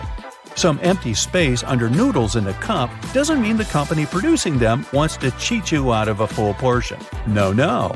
It's a manner of keeping the noodles intact during their transportation. It also helps with the circulation of hot water that is poured over the products before you can enjoy them. The V-shaped neckline was initially designed to serve a bunch of objectives. First, as a way of prolonging the life of the garment that would maintain its shape over the years. It's also there to fit your head through the shirt in case it needs some stretching. This way, it ensures a snugger grip around the neck. Lastly, it helps absorb sweat in case you're wearing the shirt while exercising. Now, it's not necessarily a custom anymore, but you may have stumbled upon a dinner jacket with an additional mysterious pocket on the right side. Turns out, this pocket was used by men to easily reach their train tickets, since most of them had to travel to work every day. It helped them keep their jacket buttoned up, but also benefited from the use of a pocket. Now it's only added as a decoration, and it doesn't serve an actual purpose anymore. Speaking of things we don't use these days, or at least for their initial purpose, did you know Play-Doh was originally a cleaning product? In the 1920s, the market was in need of a product that could help them wipe the wallpapered areas around coal-burning furnaces. The recipe for what we now know as Play-Doh was thus invented. It was manufactured in white only and was supposed to clean wallpaper by being rolled back and forth over the dirt. It was only later, in the 1940s, that new products for cleaning wallpaper were brought up, and Play-Doh was redirected toward another area of the market. Now, while I enjoy a nice piece of toast for breakfast, isn't it pesky to have to clean out the toaster? Well, not anymore, since I recently found out that toasters have a slide or a panel at the bottom that helps get rid of all those annoying breadcrumbs easily. Now, there used to be a time when you could only have access to video games by inserting cartridges in your console of choice. These tiny objects gave many doctors a lot of headaches. People soon started popping up in hospitals after swallowing small game cartridges, especially the younger generation. Nintendo, the company that manufactures the majority of these devices, had to come up with a creative solution to prevent these accidents. So these days, Nintendo Switch cartridges are purposely coated with specific chemicals that can leave a really bad, bitter taste in the mouth. Not that I'd, recommend you ever try and taste for yourself. Have you ever wondered what these extra holes at the top of your running shoes are for? They're designed so that you can tie the shoes in multiple different ways. That's useful when you want to compensate for things such as a bad stride or even a damaged toe. Plus, you can change the look of your shoes the way you prefer. Many people use a dust jacket of their book as a bookmarker. No problem with that, it will save your book from bent page corners. But the primary purpose of a dust cover is to keep the book safe from distortions. For instance, if you spill juice or drop some of the food on your book while reading it. The Tic Tac dispenser has this little groove on its top, so you can dispense only one Tic Tac at a time. Even though, let's be honest here, nobody does that. Most of us just spill a whole bunch at once, and then we wiggle all those extra Tic Tacs back in. Those rubber bumps you see between the tire treads are there for your safety. The raised edges tell you what the minimum height of your tread is. If the bump and the edges are even, it's time for you to visit the tire shop as soon as possible.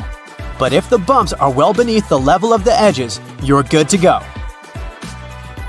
What about that black grating on the microwave window? It's something called a Faraday shield, and it's there to prevent microwaves from getting away and turning the entire room into a Faraday cage. If the microwaves escape, your meal won't cook properly either.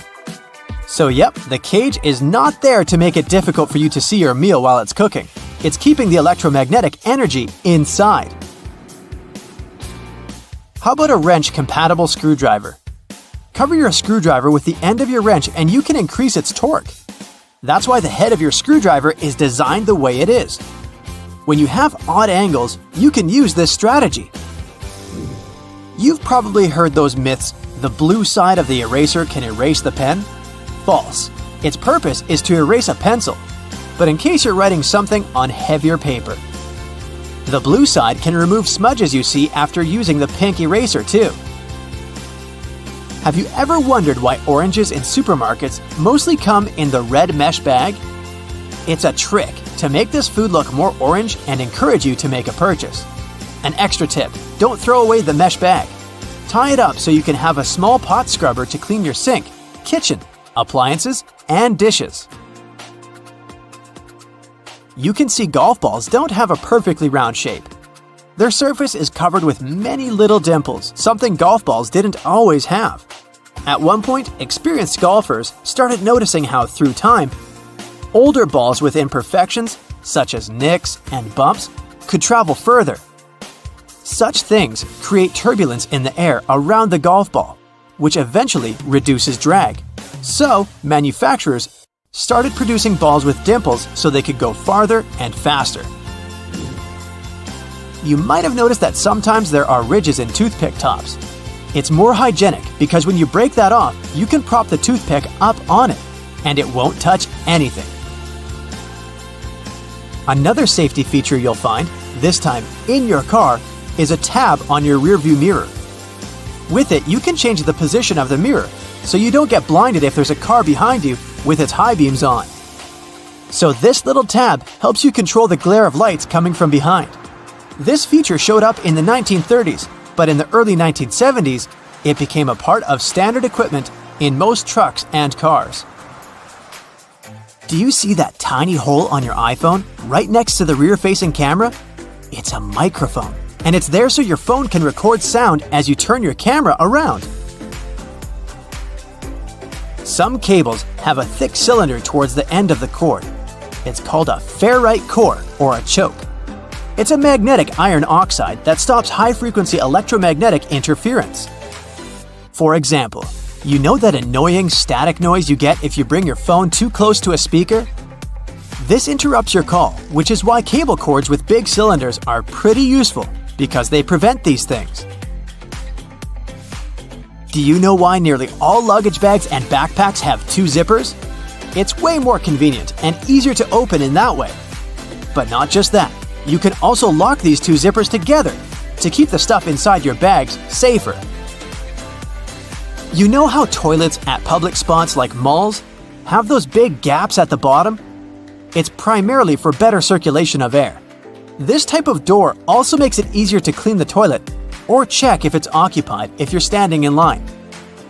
Other than that, if you get stuck there and the lock gets broken, you still have a way to escape. You can just crawl out. Ever notice those plastic end caps on utility knives? And they also have scales on them, which indicates you may use them multiple times but with sharp edges. You can separate the blades through these plastic end caps. Then, you can move the slider and bring the sharp blade to the front.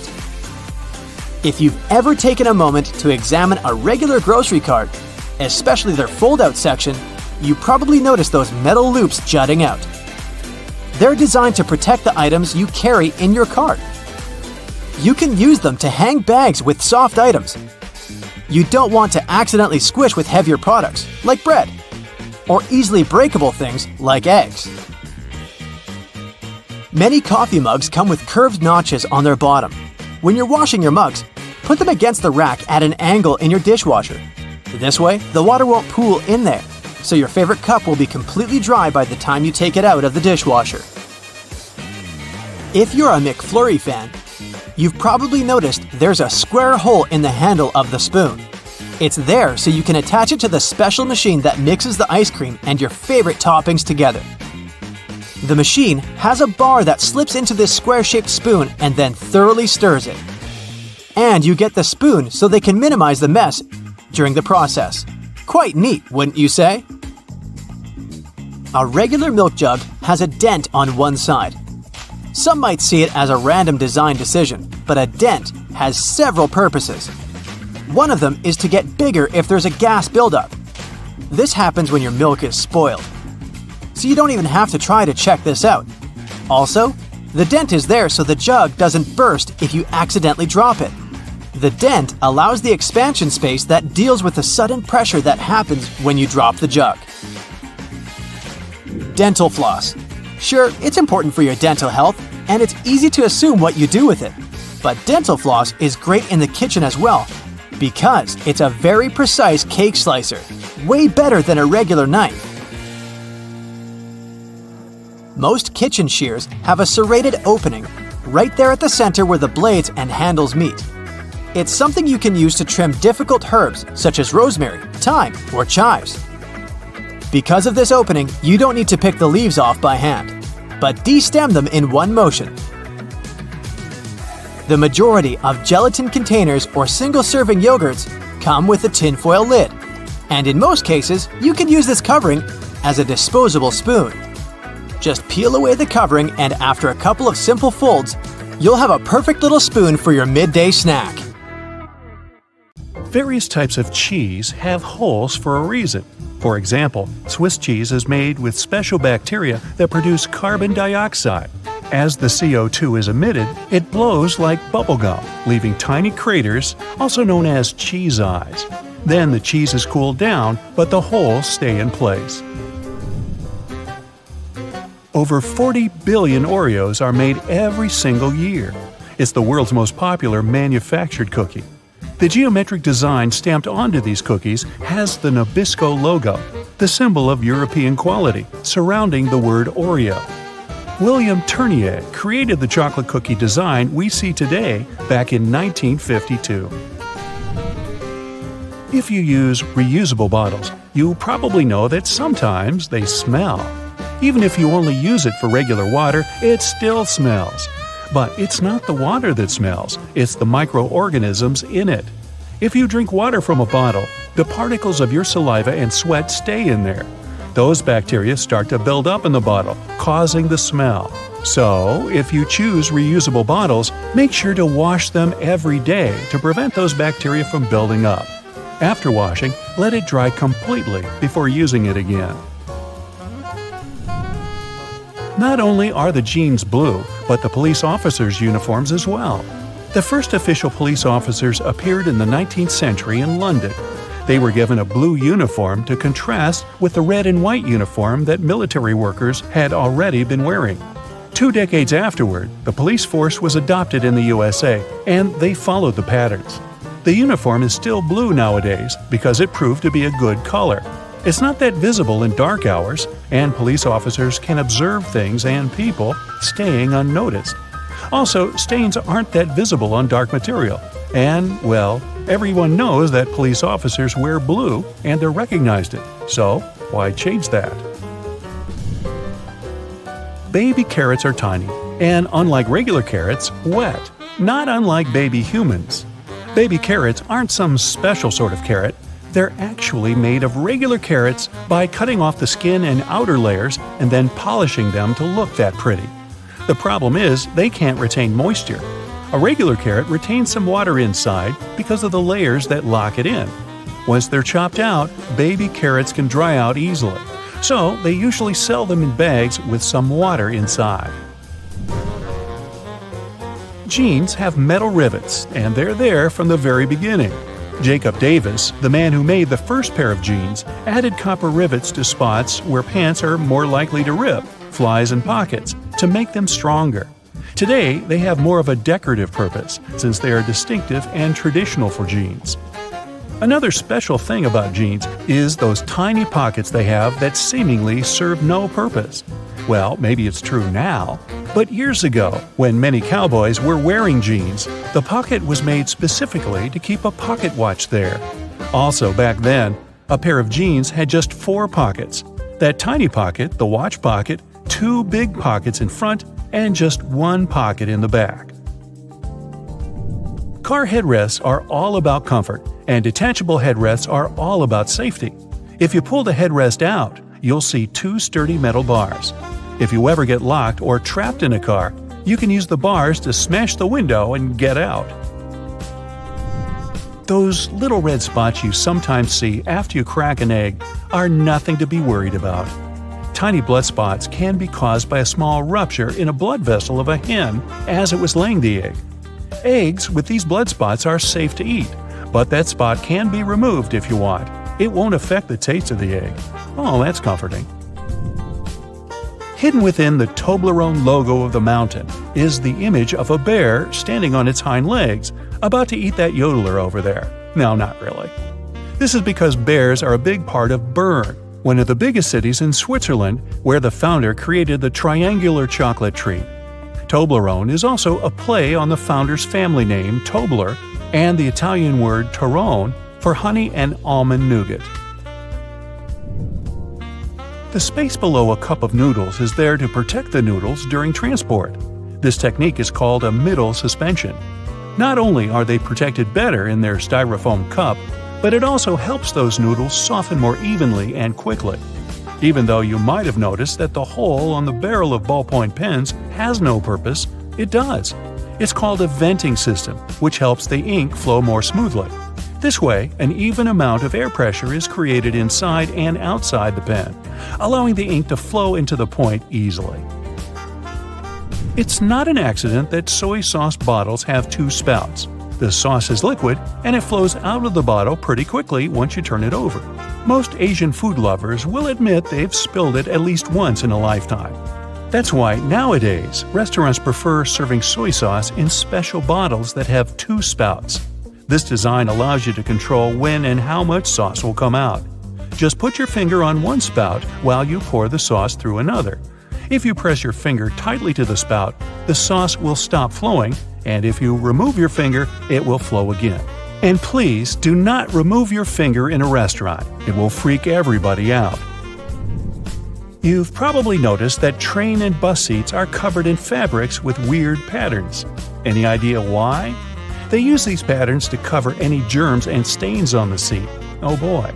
The brighter the color and the more patterned it is, the harder it will be for a passenger to notice any stains and get grossed out. Also, the patterns are usually so ugly that no one even wants to look at them for long enough to spot any stains. So yeah, the pattern is there to make you look away, and if you look, to make it less noticeable. No bus will ever have plain white seats, that's a guarantee. The middle tab on soda cans can be flipped around. You can slip a straw in place so you don't have to hold it up your mouth. This Stay On tab replaced the pull ring tab created in the early 60s. You remember those, don't you?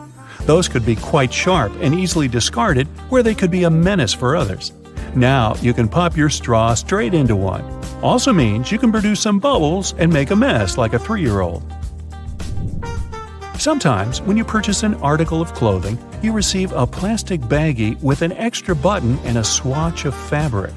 While the fabric is clearly used to patch holes, it can also be used to test the effects of various cleaners on certain surfaces. It's handy, too, to test wash cycles before using them to wash the whole garment. Escalators have those fluffy black brushes for a similar reason that some have yellow lines on their steps, to try and deter people from getting too close to dangerous places. People don't always take notice, and sometimes clothing can drape close to the point where the step meets the edge or skirt. The brush is a little barrier to help prevent this from happening. They can also catch bits of fluff and prevent other small things from falling down into the gaps. Those takeaway containers most associated with Chinese restaurants are designed to not only carry your food home, but to store it in the fridge. They double as a plate, as you can eat straight out of them and don't have to worry about dirty dishes. Yay! They were actually patented way back in 1894 to transport freshly shucked oysters and were known as oyster pails. They were later adapted to use as leak-proof containers for food. Ever wondered why coins have those little ridges along the edge? It's a leftover from earlier times when they were worth more. Counterfeiters could easily file the edges off to sell as gold or silver coins to make some profit. The ridges were created so it was much easier to tell which of the coins had been altered. It's not needed today, but the coins still have that altered style. All crackers and some cookies have holes to make sure the final product has the right texture. These teeny tiny holes allow steam to escape, so your crackers and cookies won't snap. If it weren't for these holes, also known as dockers, steam would build up inside the treat, and the final result might have been scrumptious, but it would have been rather oddly shaped. Dogs like to walk in circles before snoozing because they inherited this behavior pattern from their ancestors. There were no special doggy beds back then, so most pooches would have to push down tall grass to make a sort of snoozing spot. Plus, as a bonus, those movements scared off all the critters lurking in the vegetation. Donuts are ring-shaped for a similar reason. If they hadn't had holes right in the center, the dough there would have always been undercooked. By the way, they're often associated with the police because back in the 1950s, donut shops were among the only places open late. They were a perfect place for police officers to grab something to eat and even deal with some paperwork during the night shift. Your jeans are blue on the outside and white on the inside because of a smart way to weave the fabric. The warp thread is dyed, while the weft thread has no color. It's just white. This way, manufacturers reduce the amount of dye needed for each piece of clothing. And they're still dyeing to make the jeans. Seatbelt on the passenger seats has a fabric loop. When put under a great amount of pressure, the stitches on the loop rip apart, so the excess fabric can assist in cushioning the passengers. The extra few inches can make a great difference within a dire circumstance. However, there isn't one on the driver's side. As the driver is so close to the steering wheel, it's safer for them not to have one. Seatbelts were originally invented in the mid-19th century, though this technology wasn't brought into common practice until the 1960s. Pre-collision sensory technology has assisted with developing the safety of seatbelts and other features to the next level. Effectively predicting a car's collision, the technology directs the seatbelts to automatically tighten, aligning the airbags and ensuring the brakes will be preloaded to reduce shock. Every year, 6 million car accidents occur, which explains why all cars still must continue to develop safety features, not only to alleviate accidents, but to protect people more effectively within their cars.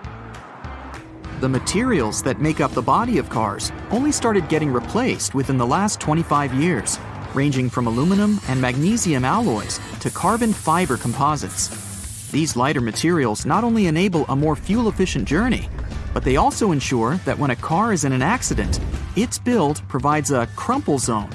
As a car hits another object, the crumple zone absorbs energy from the collision. Although this would appear to cause more damage to the car, it helps prevent impact on the passengers.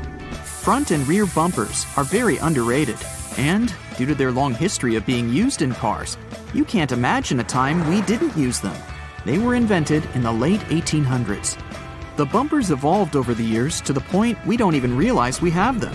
But they're there, quietly waiting under the outer covers, consisting of compressible foam or plastic around a rigid reinforced bar. All the windows of your car are made of glass, but the windshield is made of a shatterproof version.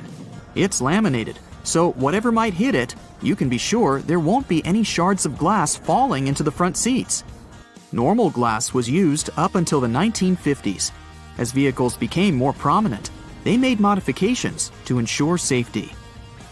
Airbags seem like another common feature that has always been there. In fact, they were originally invented in 1968 and were ahead of their time.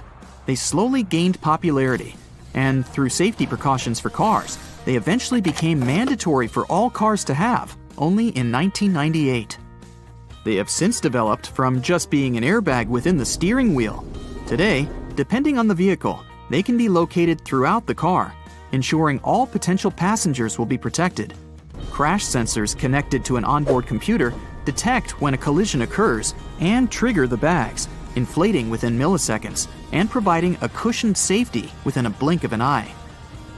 It can be difficult to predict the weather, and even more so to determine traction on the road. In the late 1960s, anti-lock braking systems, ABS, were implemented in vehicles. Before that, they had been used in many aircraft, with designs going as far back as 1908. They soon became a necessity for all vehicles, ensuring traction is maintained on slippery surfaces and that there is complete control when braking. Today, ABS has advanced so much that the latest variations ensure further detection when there are strong crosswinds. Cruise control, initially invented in 1948, has been in constant development over many decades. Today, adaptive cruise control ensures that when the car is cruising at a constant speed and detects a slower car ahead, it will then adjust the speed to match the car in front. Other advanced variants may also ensure the car will make a complete stop once identifying that the car in front has done the same. It's easy to forget to have your high beams on when driving on the long and lonesome road for many hours. Automatic high beams are quickly becoming more common. High-tech camera modules can easily determine what type of light is passing through and help ensure when the high beam will be necessary. Although versions of automatic high beams have been around since the 1950s, they counted on light-sensitive sensors and were very unreliable.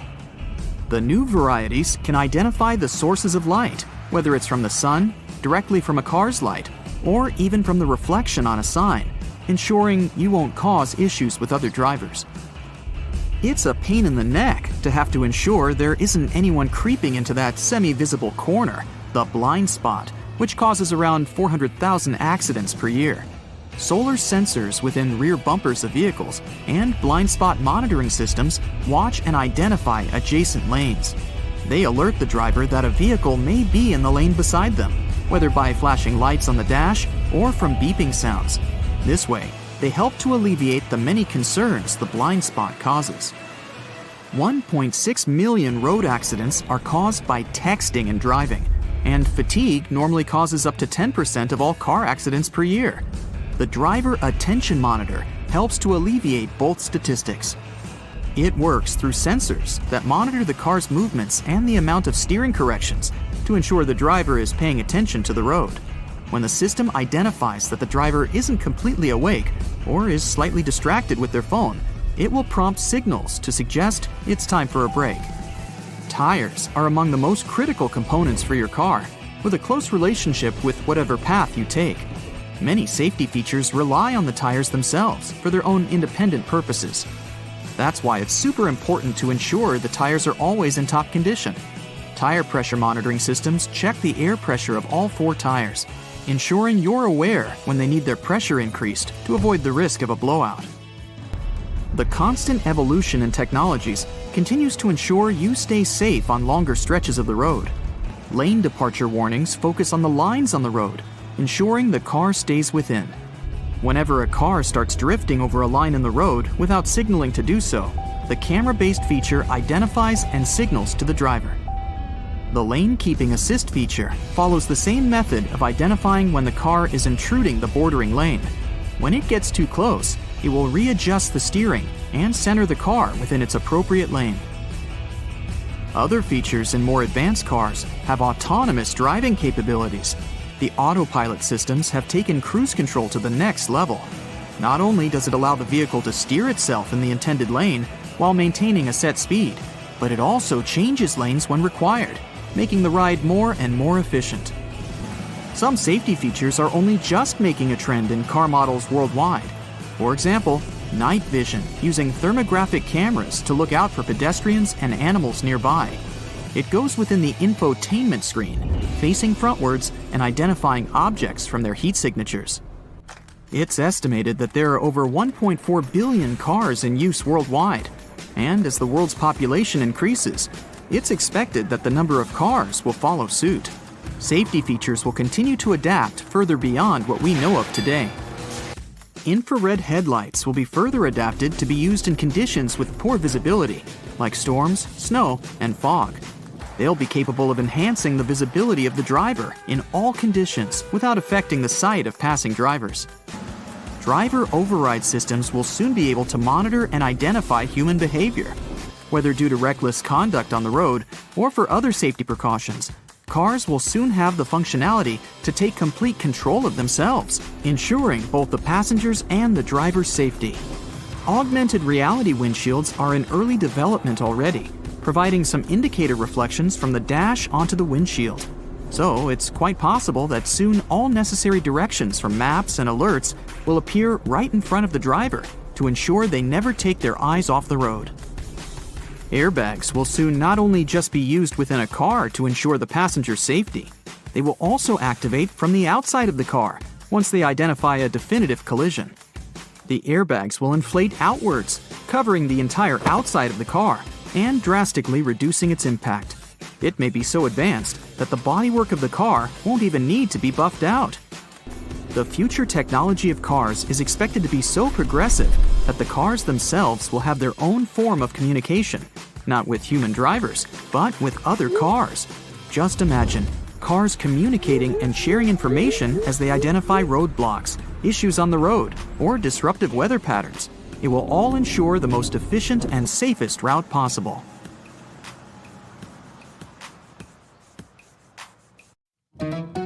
So, you hungry, but not quite ready to eat a 3-course meal just yet? How about some instant noodles instead? The water's boiled, your tummy's rumbling, but there's a problem. The styrofoam cup's broken and the noodles are exposed. Wait, is that a space at the bottom of the cup? Why? That space is for protecting the noodles. It's not the company trying to save money or anything. Notice how the ramen in cups is hardly ever broken, but the one in the packet comes out looking like a mess? This technique is called a middle suspension. The noodles are packed in tightly to stop them from getting crushed in the delivery truck. It's not just about the noodles looking nice and long. It also helps those tasty noodles soften more easily. Now, morning breath isn't the best. Luckily, there's an easy way to get rid of it. Yeah, it would have been easy to think that mouthwash was invented for, washing your mouth.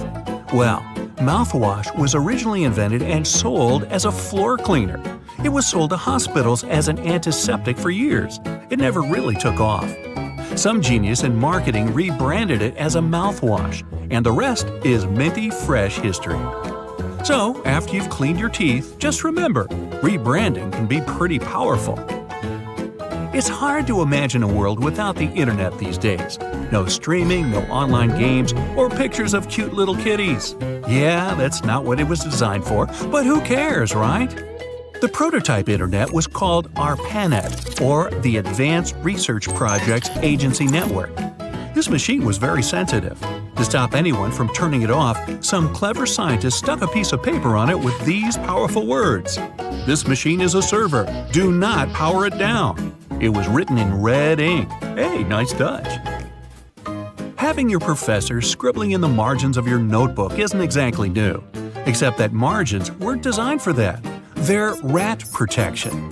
Back in the day, rats would nibble on paper all the time. So if you wrote something on the edge of the paper, it ended up inside a hungry rat. A couple of well-placed lines stopped your best answers from getting eaten.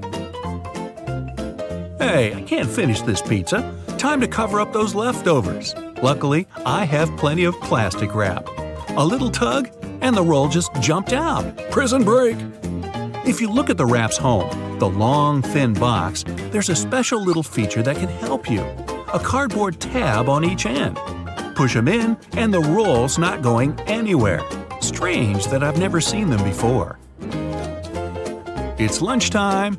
I'm feeling like a California roll today. Seaweed, rice, cucumber, avocado, and crab meat. Or is it? It's actually imitation crab meat. It's basically cheap white fish blended with sugar. The fish mixture is then heated and pressed into shape. Yummy! That's maybe why it's called the hot dog of the sea. Nah, I just made that up. Your microwave has a secret we've all seen, but never paid attention to. That black mesh you see on the door is a Faraday cage. It stops the electromagnetic energy, or the microwaves, from escaping, and cooking you too. That's how it heats up your food so quickly. Every microwave has to have one, and they all vary in quality. This Faraday cage can even stop signals from your phone, which I guess is useful. Hey, you don't need your popcorn to stop popping in order to take a call, do you? Airplane mode's a bit easier though. Ever taken an IQ test and realized you're Einstein-level smart? Me neither. The median IQ is only 100, plus there's very little evidence that Einstein ever even took the test. In the beginning, most people thought the tests were too vague to be helpful in any way. The test was designed for children who needed help with their studies. Later, they realized it could be adapted to identify intelligence, but it was never originally designed for that. Hey, never pop bubble wrap, you're missing out. And, you guessed it, it was never meant to be popped or used in the way we use it today. It was invented as a new textured wallpaper. By sealing two shower curtains together, they created the first bubbles. The idea never really took off, obviously. After failing as wallpaper, it discovered its true meaning in life. It could protect sensitive items. When the first computers were being shipped, bubble wrap was there to help. Imagine a house with bubble wrap wallpaper in every room. Best or worst thing ever? Hey, leave me a comment below. If you owned one of the biggest companies in the world, selling one of the most known products on the planet, how would you keep your company's secret a secret? The formula for Coca-Cola isn't patented. The first recipe was, but when they made changes, no patent ever went through. The secret formula is still only known by a few people at the company. Not only that, but not even Coca-Cola's rival wants the recipe. In 2006, a disgruntled employee tried to sell off the secret, but it didn't work. Hey, take a look at your brand new mattress. Do you see the "Do Not Remove Under Penalty of Law" tag? Wow, that thing looks pretty serious. Good news though, the tags aren't meant for you. They're aimed at the mattress seller. 100 years ago, mattress makers used to create the filling with basically anything. Animal hair, old hospital beds, or clothing. Then strict laws stopped old hospital beds from being used. Their mattresses were filled with germs. Now, on a rainy day, Play-Doh is something everyone can make at home. Mash up some flour, water, salt, food coloring, and wham! Any creative person is amused for hours. Cheap, clean, non-toxic, the perfect modeling clay. But it was never made for that. This stuff was originally for cleaning up walls in the 1930s. That's because people started going crazy for wallpaper, which you couldn't use soap and water on. Eventually, Play-Doh had to find a new home. Now, have you ever finished a lollipop and noticed a hole in the stick? This hole isn't just for show or to make a musical instrument with after you're done. It's there to keep that tasty sweet treat from falling off. While the candy's still hot, it's poured into a mold. As it hardens, the candy flows into the hole and creates an anchor. Oh, not into lollipops? How about good old American gummy bears? Unfortunately, they aren't American at all. They're German. A German company started making them in 1922. The original name was Gummy something something. Anyway, they got the inspiration from real dancing bears at live shows. These treats eventually made it all the way around the world.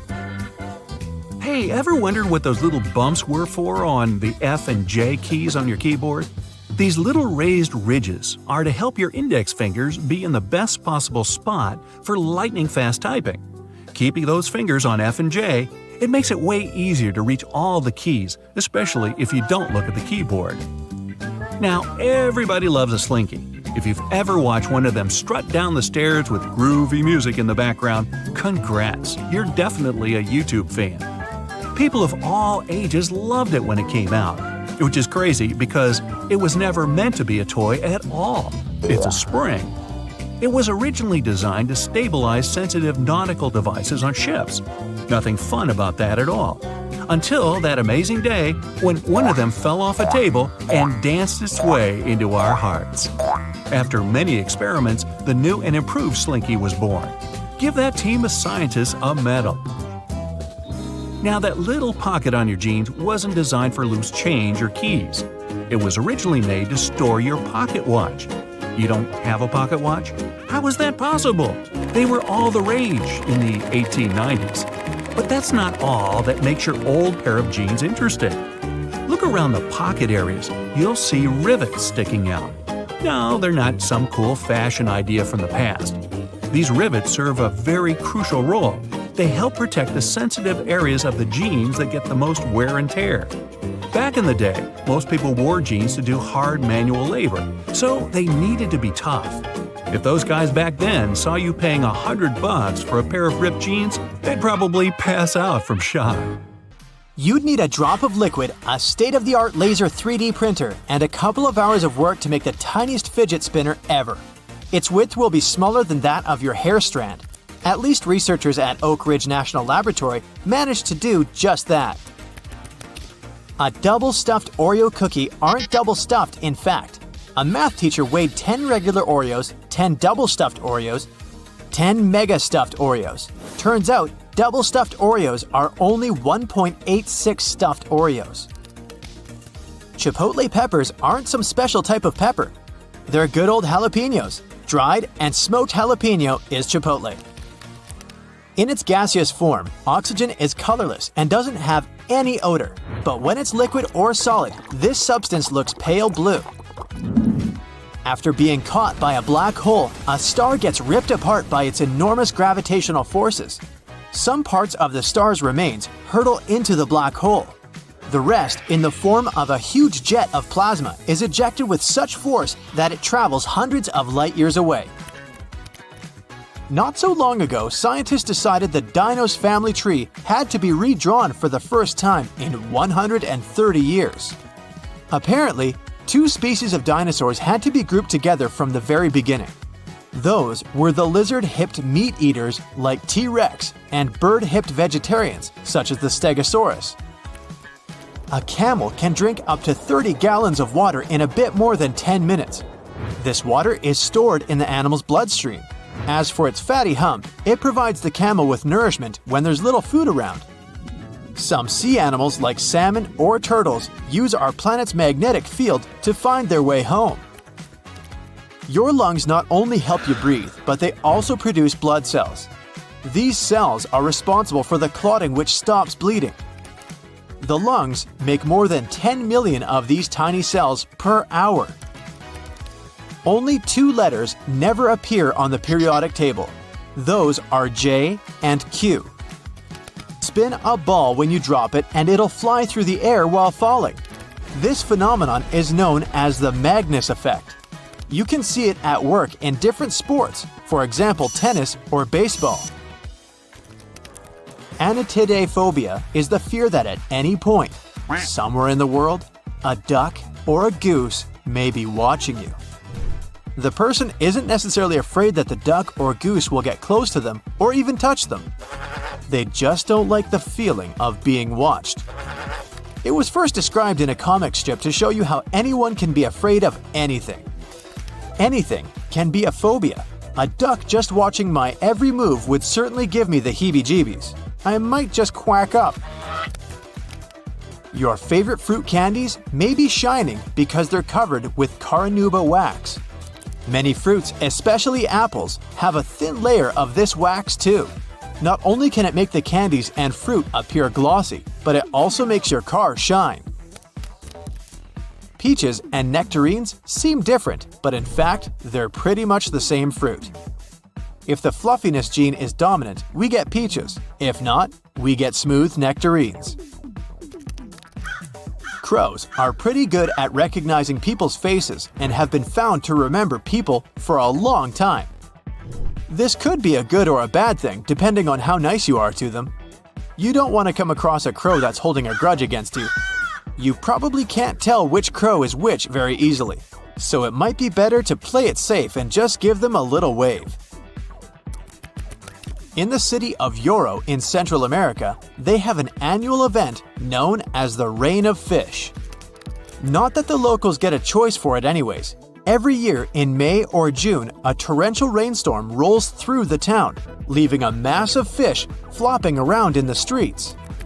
The phenomenon is believed to be caused by waterspouts or water tornadoes, which drop the fish far from their home. Seafood delivery for free? Yes, please. A single strand of spaghetti onto your fork has a name. It's called a spaghetto. In the Italian language, an I at the end of a word means that it's plural, while an O is singular. This goes for all types, like gnocco instead of gnocchi, fettuccino instead of fettuccine, and raviolo for a single parcel of goodness. Water can freeze and boil at the same time. This is called the triple point. That's when a substance can be solid, liquid, and gaseous at the same time. But there's only one pressure temperature that can make it possible. We're used to ranch dressing being white, but in reality, producers usually add titanium dioxide to make it as white as your sunscreen. Oh, sunscreen producers add some titanium dioxide to their products too. Same with Caesar and blue cheese dressings. Our moon used to have an atmosphere. Several volcanic eruptions happened on Earth's natural satellite around 4 billion years ago. They released immense volumes of gas, trillions of tons. It was so much that the gas didn't have enough time to escape into space. That's how an atmosphere was formed. Cold water heats up faster than hot. The speed of this process depends on the temperature difference between the liquid and its surroundings. That's why cold water needs less time to absorb heat, but it doesn't mean it'll boil faster than hot water. Zealandia is a drowned continent in the Pacific Ocean. It's often described as a continental fragment or a microcontinent. Its area is almost 2 million square miles, about half as big as the US. It went underwater about 23 million years ago. New Zealand is Zealandia's largest part that remains above sea level.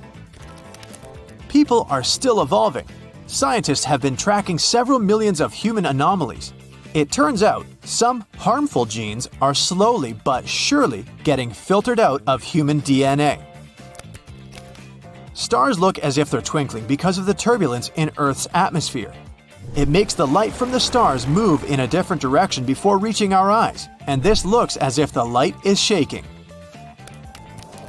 It takes water 1,000 years to complete its continuous journey around the world. The whole process is known as the global ocean conveyor belt.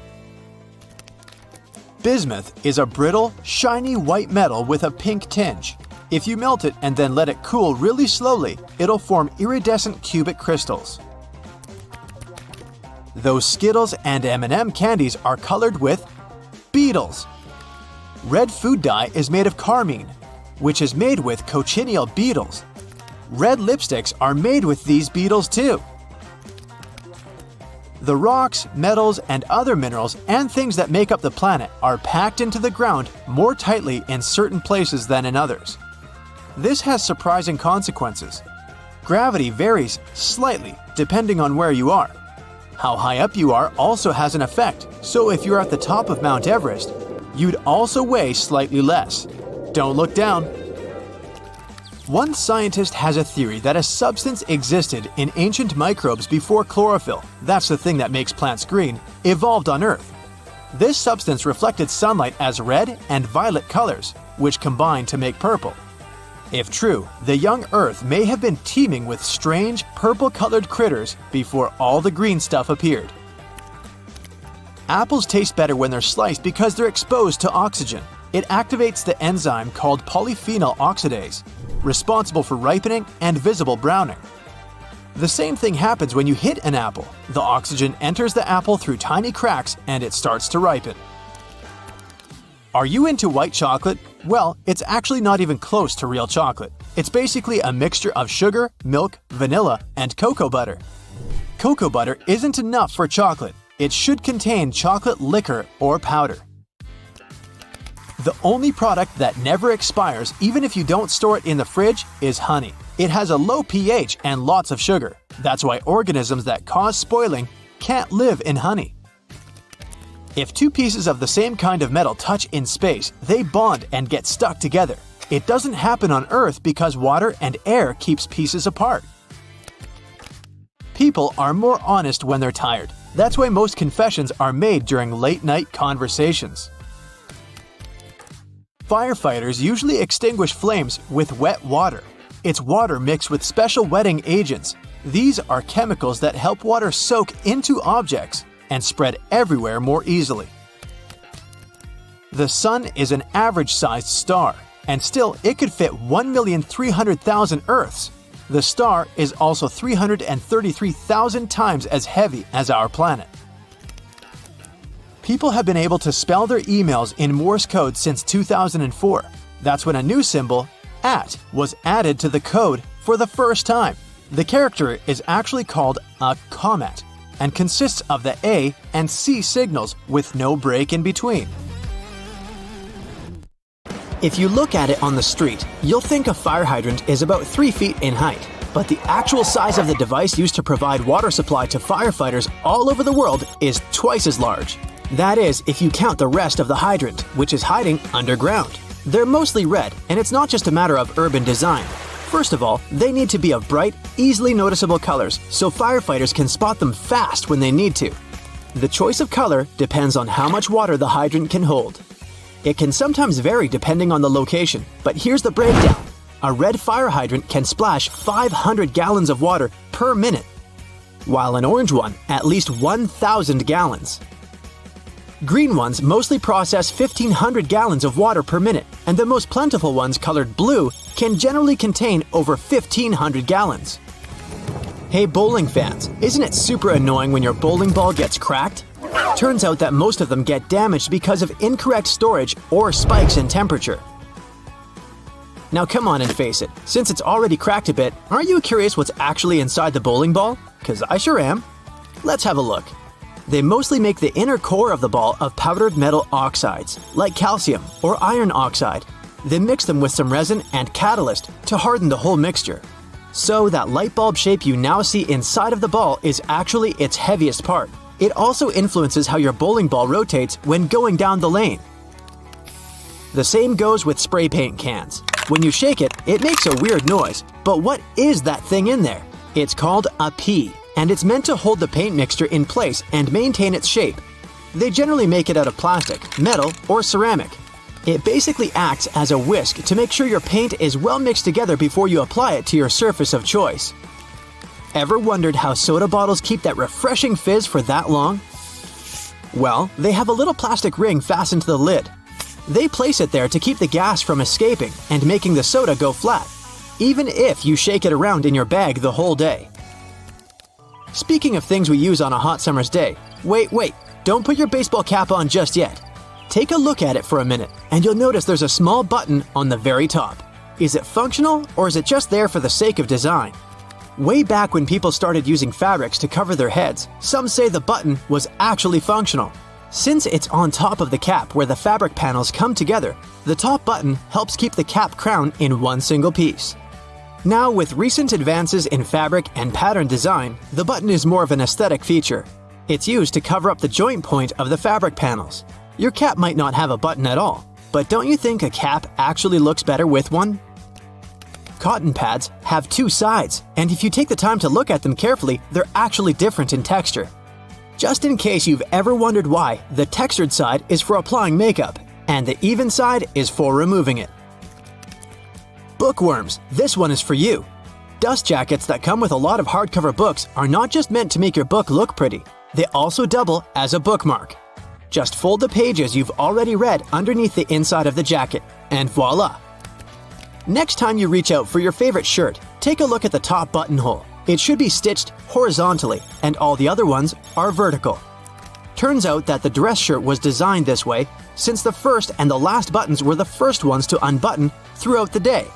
They then changed the direction of the buttonhole to ensure the shirt would stay nice and fitted before you're ready to take it off.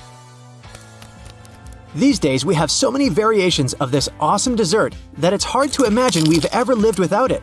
You can find different types of cookie dough ice cream or even chocolate chip cookie cake basically everywhere, but the famous cookie wasn't actually invented until 1930.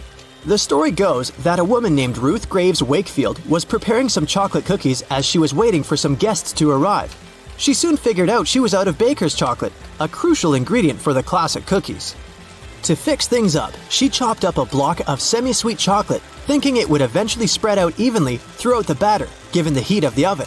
Things didn't necessarily go as planned. But hey, it's great they didn't, because this is how she invented this modern dessert we now can't get enough of. And speaking of popular snacks, the potato chip is even younger than the chocolate chip cookie. Well, at least historically. There are many stories trying to explain how it was invented. One of them goes like this. A chef named George Crumb, based in New York, put the chips together in 1953. He decided to try a different cooking solution when one of his customers didn't have nice things to say about his French fries. He said they were too thick and kind of mushy. Then, Crumb came up with potatoes that were thinly sliced and fried until brown. People absolutely loved the dish, and they welcomed the first ever batch of chips with open arms. Ice cream, anyone? If the story is true, back in 1904 at the St. Louis World's Fair, one ice cream shop owner ran out of cups to serve his dish. So, he fashioned a waffle into the shape of a cone, and the rest was history. Okay, I'll admit it, chewing gum like treats have been around since the ancient Greeks. So this one isn't particularly a revolutionary discovery, but the actual gum we buy today wasn't there until the late 1800s. An American inventor named Thomas Adams wanted to mix together different chemicals to create rubber. He tried and failed, for that matter, to play with chicle for his experiment, but ended up fashioning this neat treat. They still use chicle to this day to produce most chewing gums. Back in the 1800s, there lived a man named Jean-Baptiste Joly, who worked in the fabric industry as a textile maker. How he came up with this next invention that we use a lot these days has less to do with him and more to do with his maid. The story goes that the woman accidentally knocked a kerosene lamp over onto a tablecloth. Instead of getting upset over the damaged fabric, Joly noticed that the substance actually made the material cleaner. Figured it out yet? Yep, that's how the idea for the very first dry cleaner popped up. A very neat accident, if I do say so myself. Now this one I loved. Did you know matchsticks were initially called friction lights? Or at least that's how their inventor, a chemist named John Walker, called them back in 1826. He scraped a stick coated in chemicals across his hearth, totally by accident one day, and realized that they ignited and created a spark. Initially made out of cardboard, they were then made using wooden splints and sandpaper. Back in the 1940s, a man named Harry Coover stumbled upon a chemical formulation that seemed to stick to everything it touched. The scientific community at the time didn't look much into it, as the formula didn't seem to have many applications back then. It wasn't until 1951 that he looked a bit more into the formula and decided to repurpose it, along with a fellow Eastman Kodak researcher named Fred Joyner. They gave it a proper full name. But you must know it by the shorter version, super glue. It also has many uses in security these days that it's hard to believe that we didn't come up with this one on purpose. Back in 1903, a scientist named Edward Benedictus knocked over a flask by accident.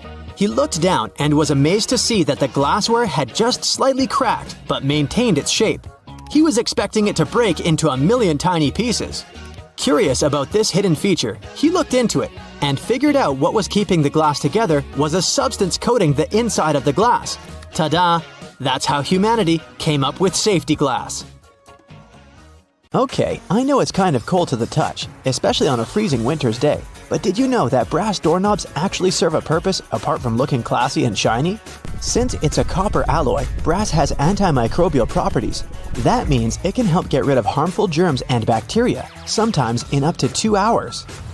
In high-traffic areas, that's all the more useful, but since brass is much costlier than other metals like nickel and steel, you barely see these types of doorknobs anymore nowadays. Speaking of lovely multi-purpose items, most screwdrivers have a tiny little secret of their own. They can sometimes be slid through a wrench so that they can be used to create more torque when twisting, not to mention the uses when it comes to bolts in hard-to-reach places. There's a reason why buttons on women's shirts are for the left-handed, and it has nothing to do with fashion. This practice dates back to the times when chambermaids were helping ladies dress themselves, and it was easier for them to perform their job with this orientation.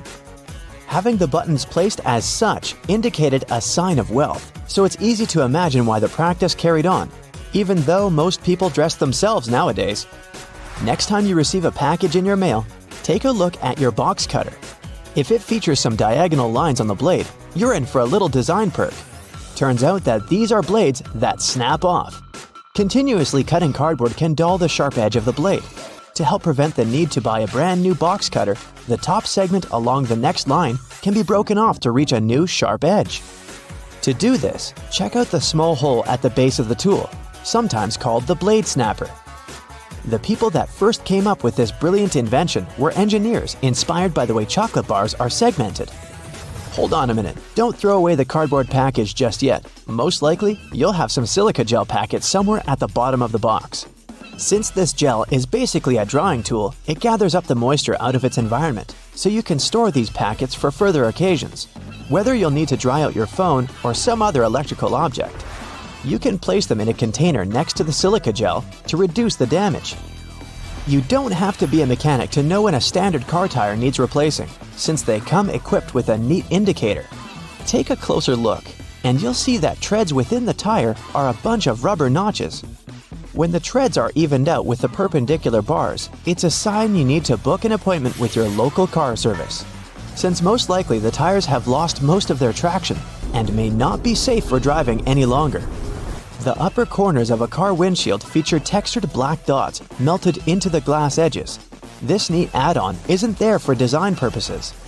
It's called frit glazing, which means that a special type of ceramic paint is added to the window for protecting its sealant from UV rays. It also conceals and creates a coarser surface for the adhesive used to set the window in place.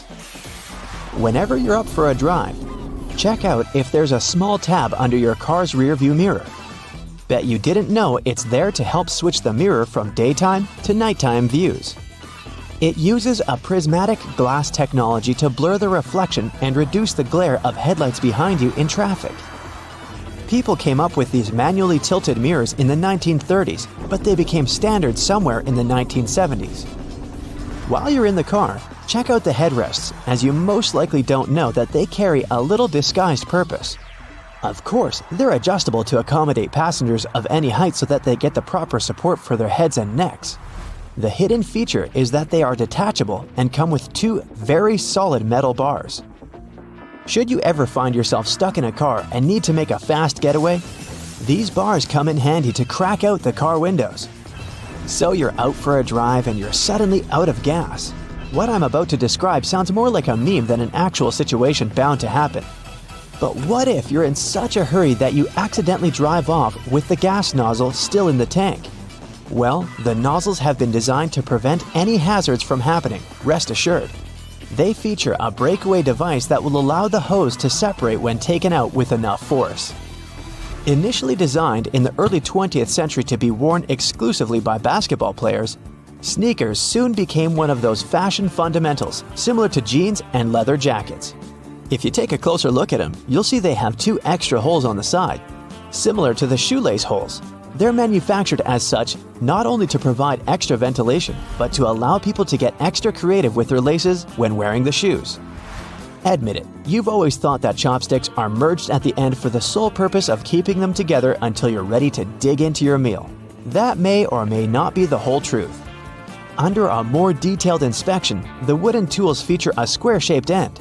Chopsticks manufactured like this date back to an old Japanese traditional design, which can help with breaking the ends easily. The separated end can then be used as a resting block for the chopsticks to keep it more sanitized in hopes it can be used again, since they won't be touching the table or any other surface. Women's bikes have a special design which, surprisingly, has a historical and fashionable purpose. The lower frame is for the most part meant to make up for the generally shorter height of ladies, compared to that of the average gentleman. While that is the case for handlebars and saddles, the overall frame is lower for an additional purpose. Way back when women wore long skirts and dresses all day, every day they needed to make sure their outfits wouldn't get caught in the frame. That's how we came up with a lower framed bicycle, perfectly made for women and their needs at the time. The fact that toothpastes are multicolored is not just a nice perk to make dental hygiene more fun. There's a secret meaning related to each of the colors, which dates back to the 1970s. In those days, people grew more and more interested in their oral health care, and as such, they were looking for products which could do more than merely clean their teeth. One company was the pioneer in that regard, adding mouthwash to its toothpaste, meaning the blue strip. They later added on the red strip, meant to feature ingredients which helped with gum care. Speaking of toothpaste, check the cap next time you open a new tube. You may be in for a little surprise. There's a pointed cone shape inside the cap, so you can puncture the seal of the toothpaste without cutting yourself or ruining your manicure. Not to mention, it's more hygienic since you won't be able to transfer germs or other bacteria into the product itself. On the subject of bathroom countertop items, toothbrushes come with a neat add-on hidden in the bristle patterns. Apart from making the toothbrush look cooler, they also do come with a practical purpose. Most toothbrushes come with a pattern of blue bristles intertwined with white ones. The blue dye is meant to fade out, signaling the time when you need to replace your toothbrush. Dentists say that toothbrushes should be replaced every 3 to 4 months, but it does serve as a great reminder in case you forget. Still love playing with Lego? Don't judge. Hey, it's a great hobby for all ages. Notice there's a hole on top of the Lego heads? Behold, you're looking at a safety feature that the people at Lego designed to prevent choking hazards. The most dangerous issue should a person swallow any of these pieces is the blocking of the airways. Designing a hole inside the Lego head helps the air to flow freely through the piece until it can be removed safely. We're now used to all sorts of modern light bulbs, some tubular, some shaped like diamonds, and some even twisted altogether. Historically, light bulbs were round and the initial shape served a purpose in itself. It was mainly connected to the fact that glass bulbs were hand-blown, which gave them the round shape to begin with. The hidden practical reason was that the light bulb filament needed to be at the same distance from every surface of the glass sphere. The easiest way to achieve this was to make the glass in the shape of a globe. You just spent the entire morning running errands up and down the street, and you finally stop to treat yourself to a cup of coffee. You enter the nearest coffee shop, place your order, and notice that actually you really need to use the bathroom. It's a regular-looking public one with multiple stalls. As you pick yours, the one in the middle, you get inside and your mind starts to wander. Why on earth do bathroom doors have a half-inch gap between the door and the lock? And why on earth do they have a huge gap between the door and the floor? Can we have a drum roll for this moment, please?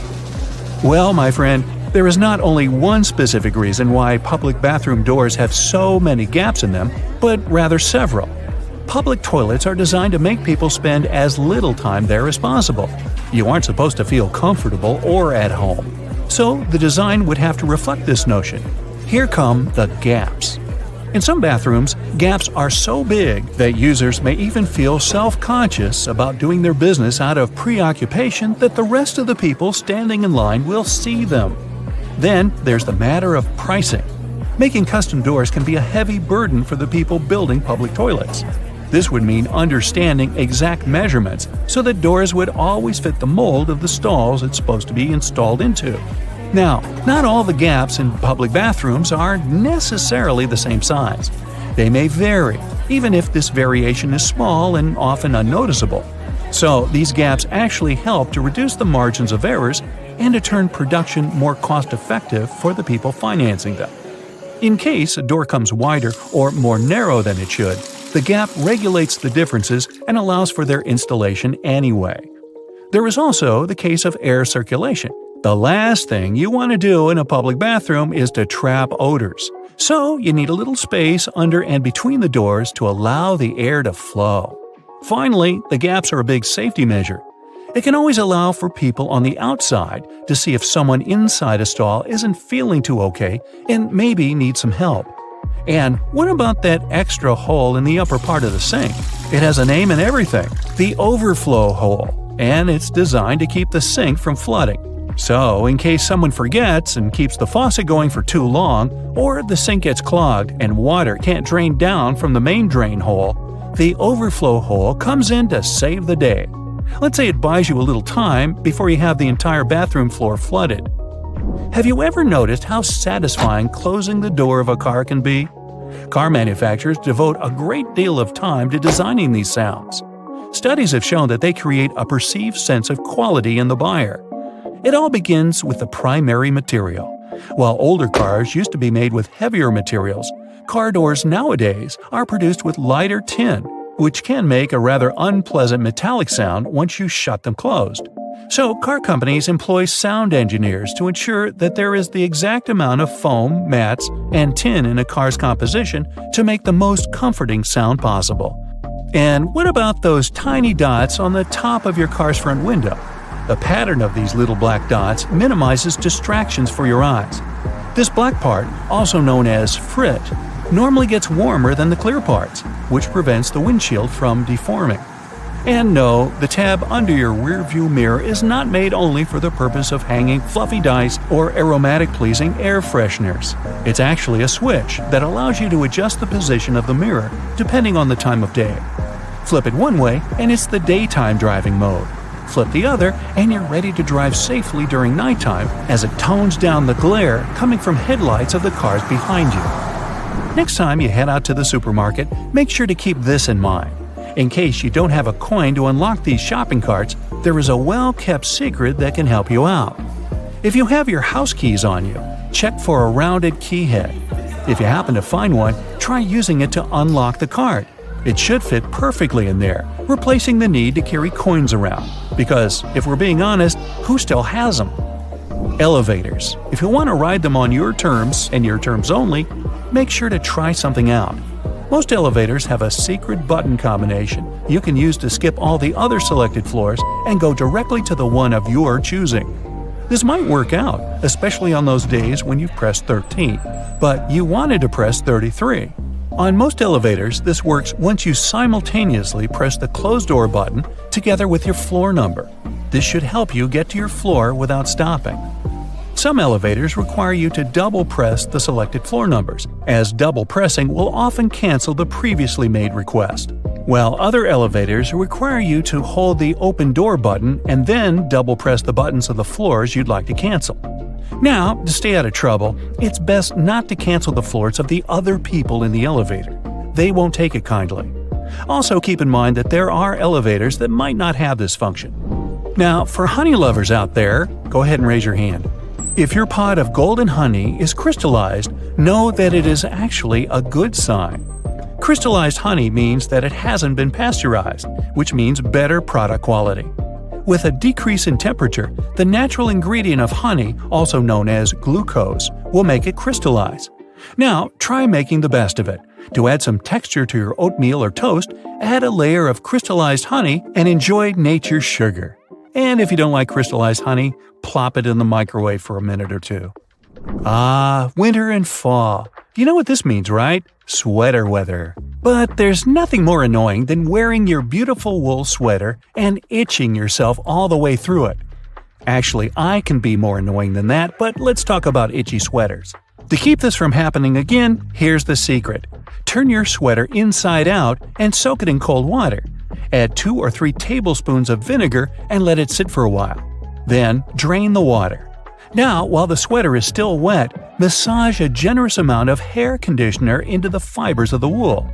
After letting it soak in the hair conditioner for about 30 minutes, gently press the excess water out of the wool and leave it to dry flat on a towel. There you go! No more itchy sweater.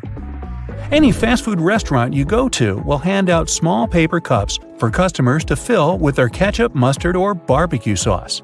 But if you're eating some chicken nuggets or trying to dip your burger into the cup, there's always that bit of sauce that seems impossible to reach. Next time, try unfolding the cup. It'll turn into a small paper plate, and this way you'll get all the ketchup you poured in the first place. Padlocks used in outdoor environments should be cleaned and lubricated every 3 months. Regular lubrication will help prevent padlocks from freezing in cold weather conditions. Look for the tiny hole on the bottom of the lock. Then pour oil into it, and there you go. It opens again. One thing we often neglect is a point in an ointment cap. These pointy surfaces were designed to help us break the tinfoil protection of the ointment tube. You just turn the cap over and break the ointment seal with its own cap, and there you go. After a long day of work, all you really need to do is a bubble bath. You turn on the hot water and let it run for a few minutes. You might even light a candle and pour some essential oils into the water. Then, in comes the liquid soap. You stir the water until the entire surface of the tub water is crammed with bubbles and make your way in. The bubbles in a bubble bath have a fundamental primary function. Their job is to preserve the water's temperature, just so you can have warm water for longer. Do you have sweaty feet? Weird question, I know. But if you're one of these people, here's some good news. All is not lost. Try putting a dry tea bag inside your shoes and storing it in a dry place for a while. The tea bags will absorb the humidity and the smell off the soles of your shoes. So here I am thinking, shouldn't we have learned these things in school? Well, either way, if you learned something new today, make sure to tell us about it in the comments below.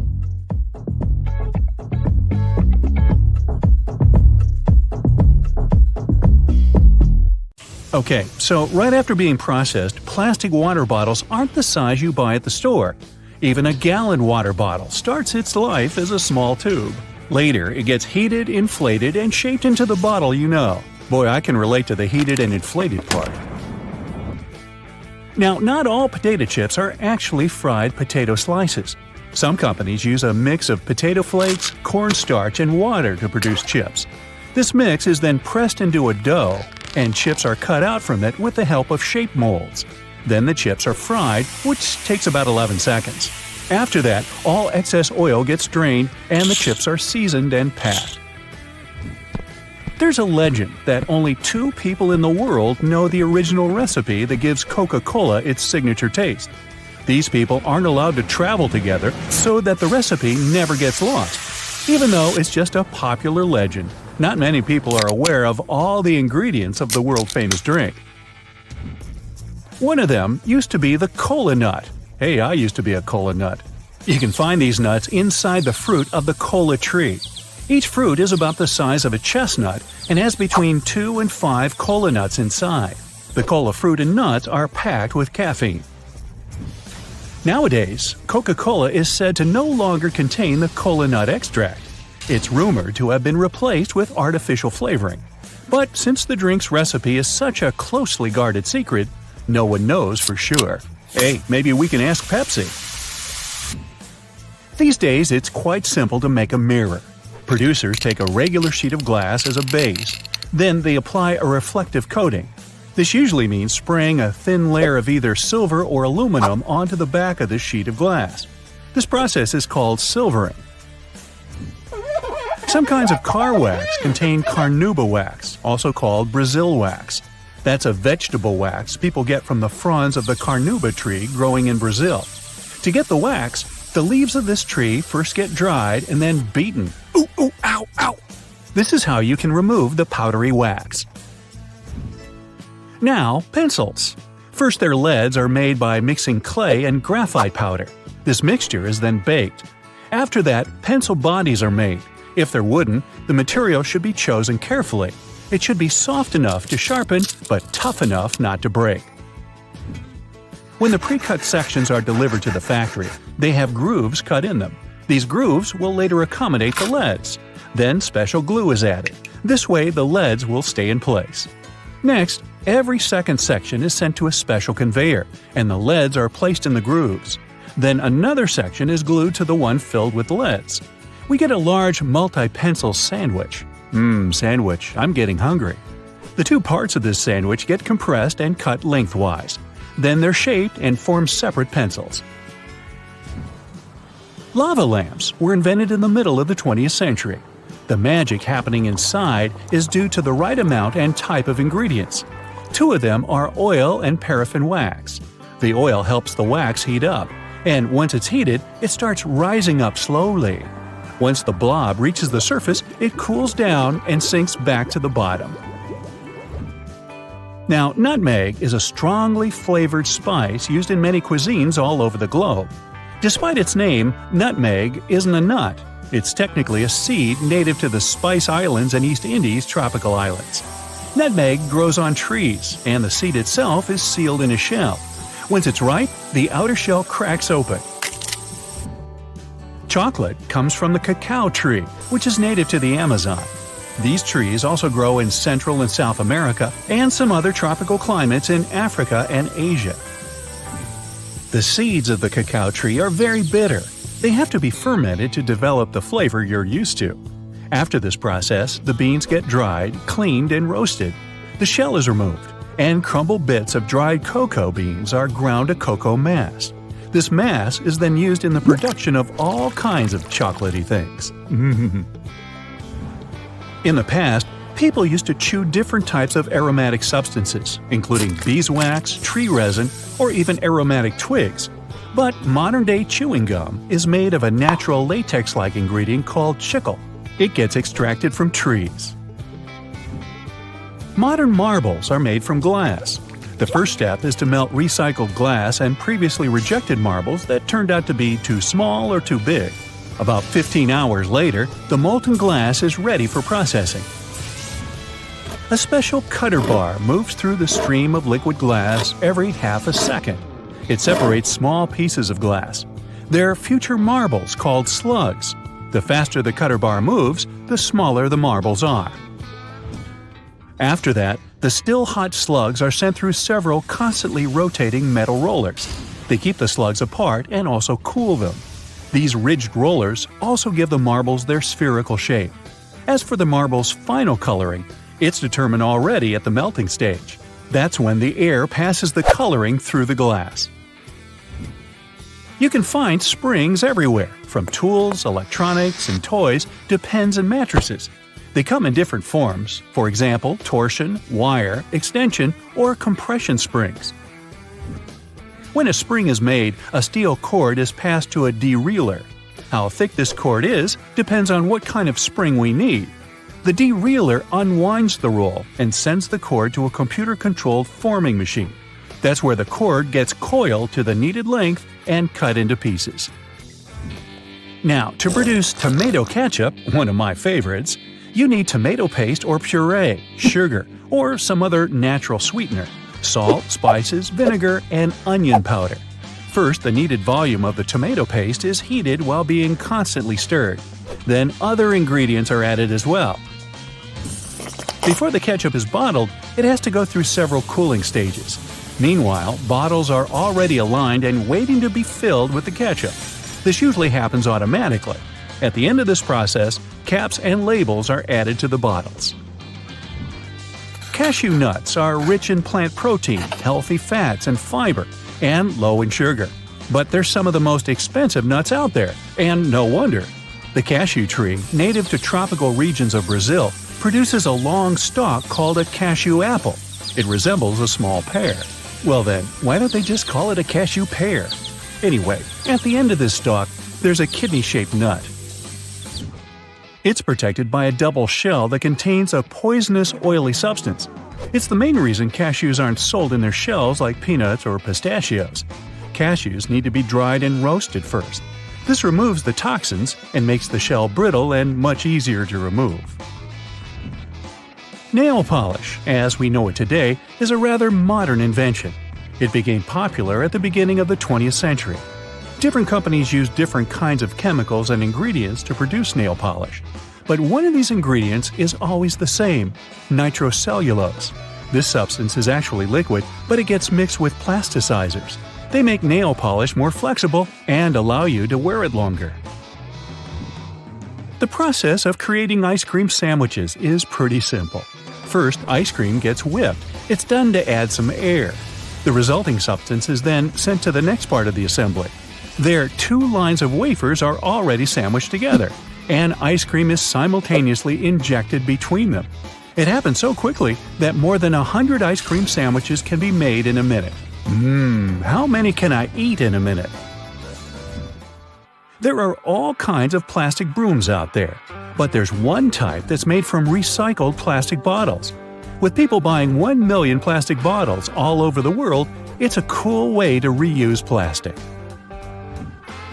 Tires production is a multi-step process. Tires are made from more than 15 main ingredients. Among them, there's synthetic and natural rubber, carbon black pigment, and chemical additives. Giant mixers stir these ingredients under high pressure and temperature. The final result is almost always thin rubber gum. It gets rolled into sheets. After that, tires get assembled on a special machine. Different kinds of cloth, rubber, and metal are used for the production of a tire.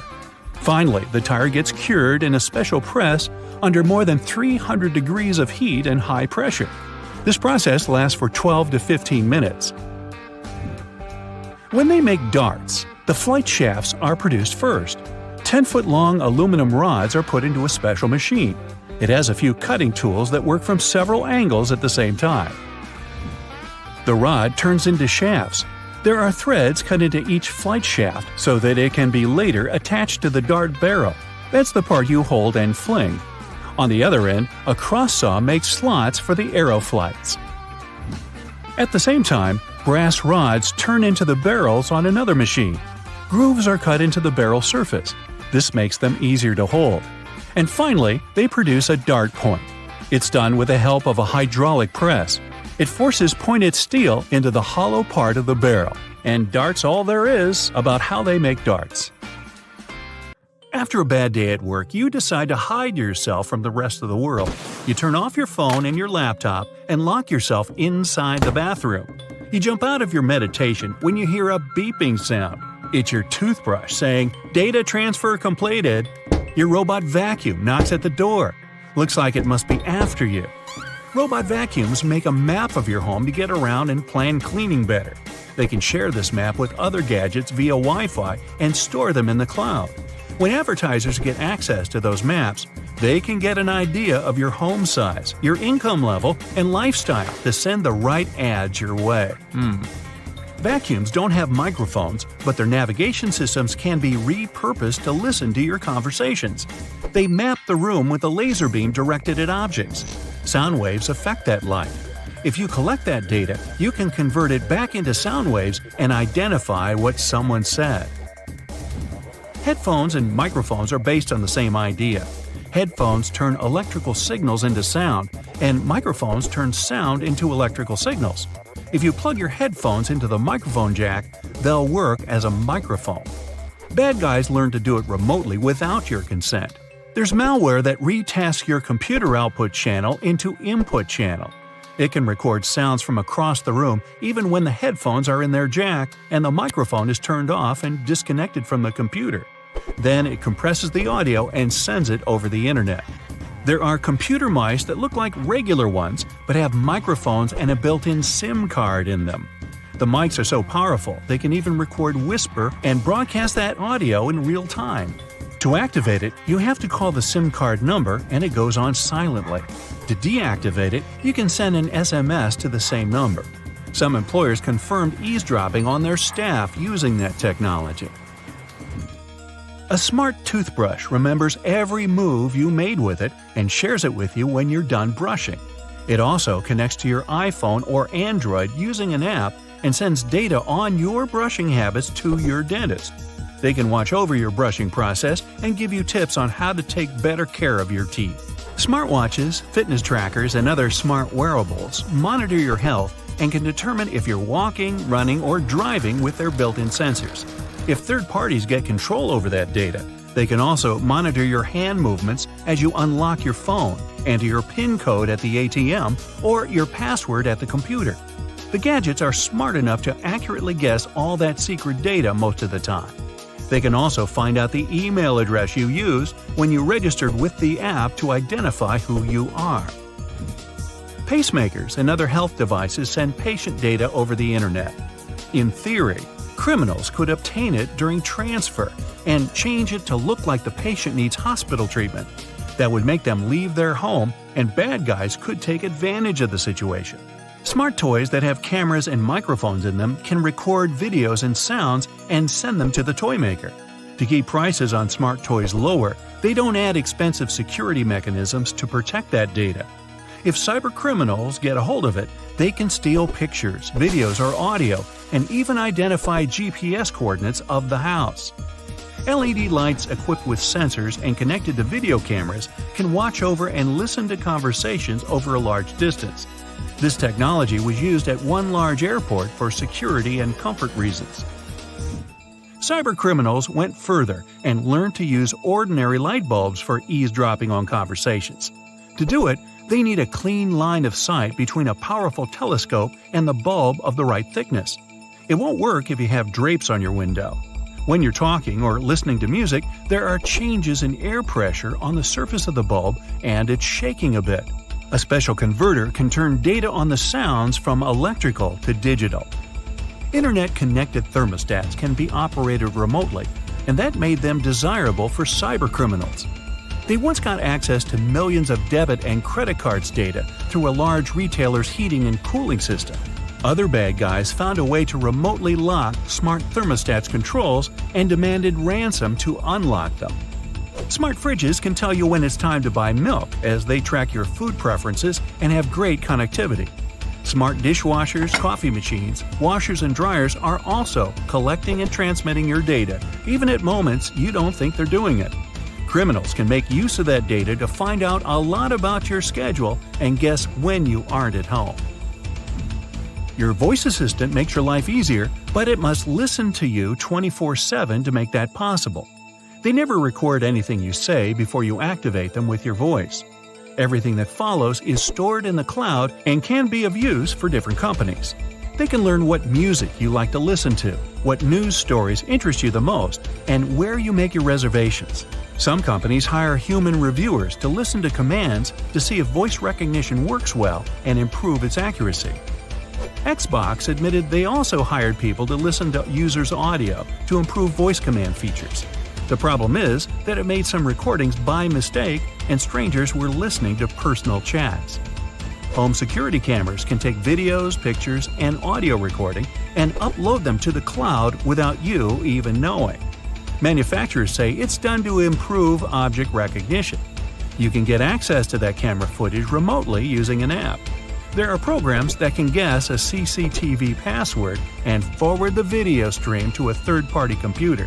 They can also get control over the camera and disable any signs of monitoring, like red light, so it seems inactive. Almost every car has an event data recorder that tracks information on its location, average speed, road condition, and even your preferred route.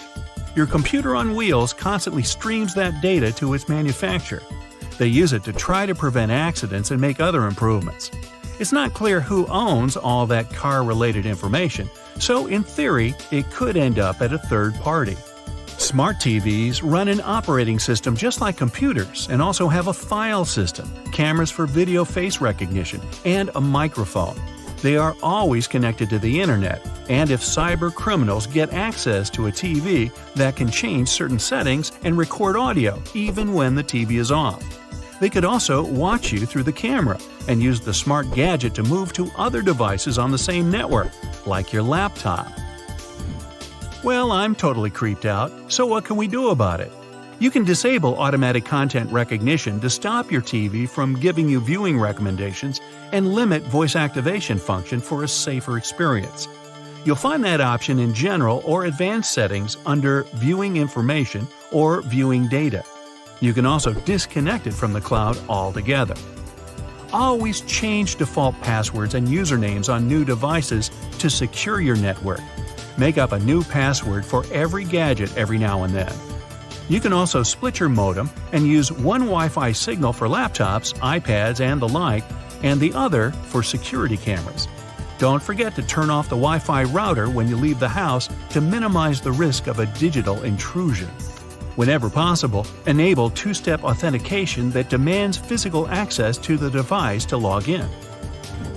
Always install software updates as soon as the gadget manufacturer offers you to do it. Updates have patches for detected vulnerability issues. Cover your laptop camera with a dark-colored tape when you aren't using it. Delete your conversations with a voice assistant. You can do it at the manufacturer's website or app. Another option is to activate the Delete by Voice function in Settings. Then you'll be able to tell the assistant to delete what you just said or your last conversations. You can also mute the device when you aren't using it and choose not to send data to manufacturer to help them improve services. If you have a thermostat that connects to your voice assistant, tap the microphone icon on its screen and set voice control to off. You won't be able to activate it remotely, and it won't be able to listen to wake words and send your audio anywhere. Okay, have a nice day. Now here's a trick. Instead of putting the box grater vertically on top of a plate, put it horizontally, with no plate underneath, of course. This way you won't risk scraping your knuckles because only your fingertips will eventually touch the grater when you reach the end of the process. Also, it gives the grater more stability, when otherwise you'd have to balance the grater or even hold it in the air with the other hand. When you're done, or when there's just too much grated stuff on the bottom wall of the grater, simply turn it on its side to pour the contents into the bowl or plate. Flowers in a vase would stay fresher for longer if not for the bacteria that breed in the water. Since copper has some antibacterial properties, dropping a penny into the water will help keep the microbes at bay and let you enjoy your flowers for that little bit longer. An easy way to check if your bed linen has dried completely is to put a small mirror in between the layers for about 5 minutes. If the mirror has steamed up when you pick it up, it means the sheets are still a bit damp. Let them dry until the mirror stops getting cloudy. A damp bed is a lovely breeding ground for fungi and bacteria. Okay, I'm in. If you have a not very healthy habit of eating in front of your computer, you'll be surprised at how much crumbs and grime there is inside your keyboard. Now, you can just turn it over and shake it vigorously, of course, but that's not very good for any piece of tech, you know. So instead, take a Post-it note and run its sticky part over the keyboard. It will collect the little pieces of trash like magic. Even a better way to do it, though, is to take a slime and stick it to the keyboard, then take it away, squeeze it, and stick again in another part. The slime will fill the entire space between the keys, and its sticky properties will let it gather every little bit of garbage.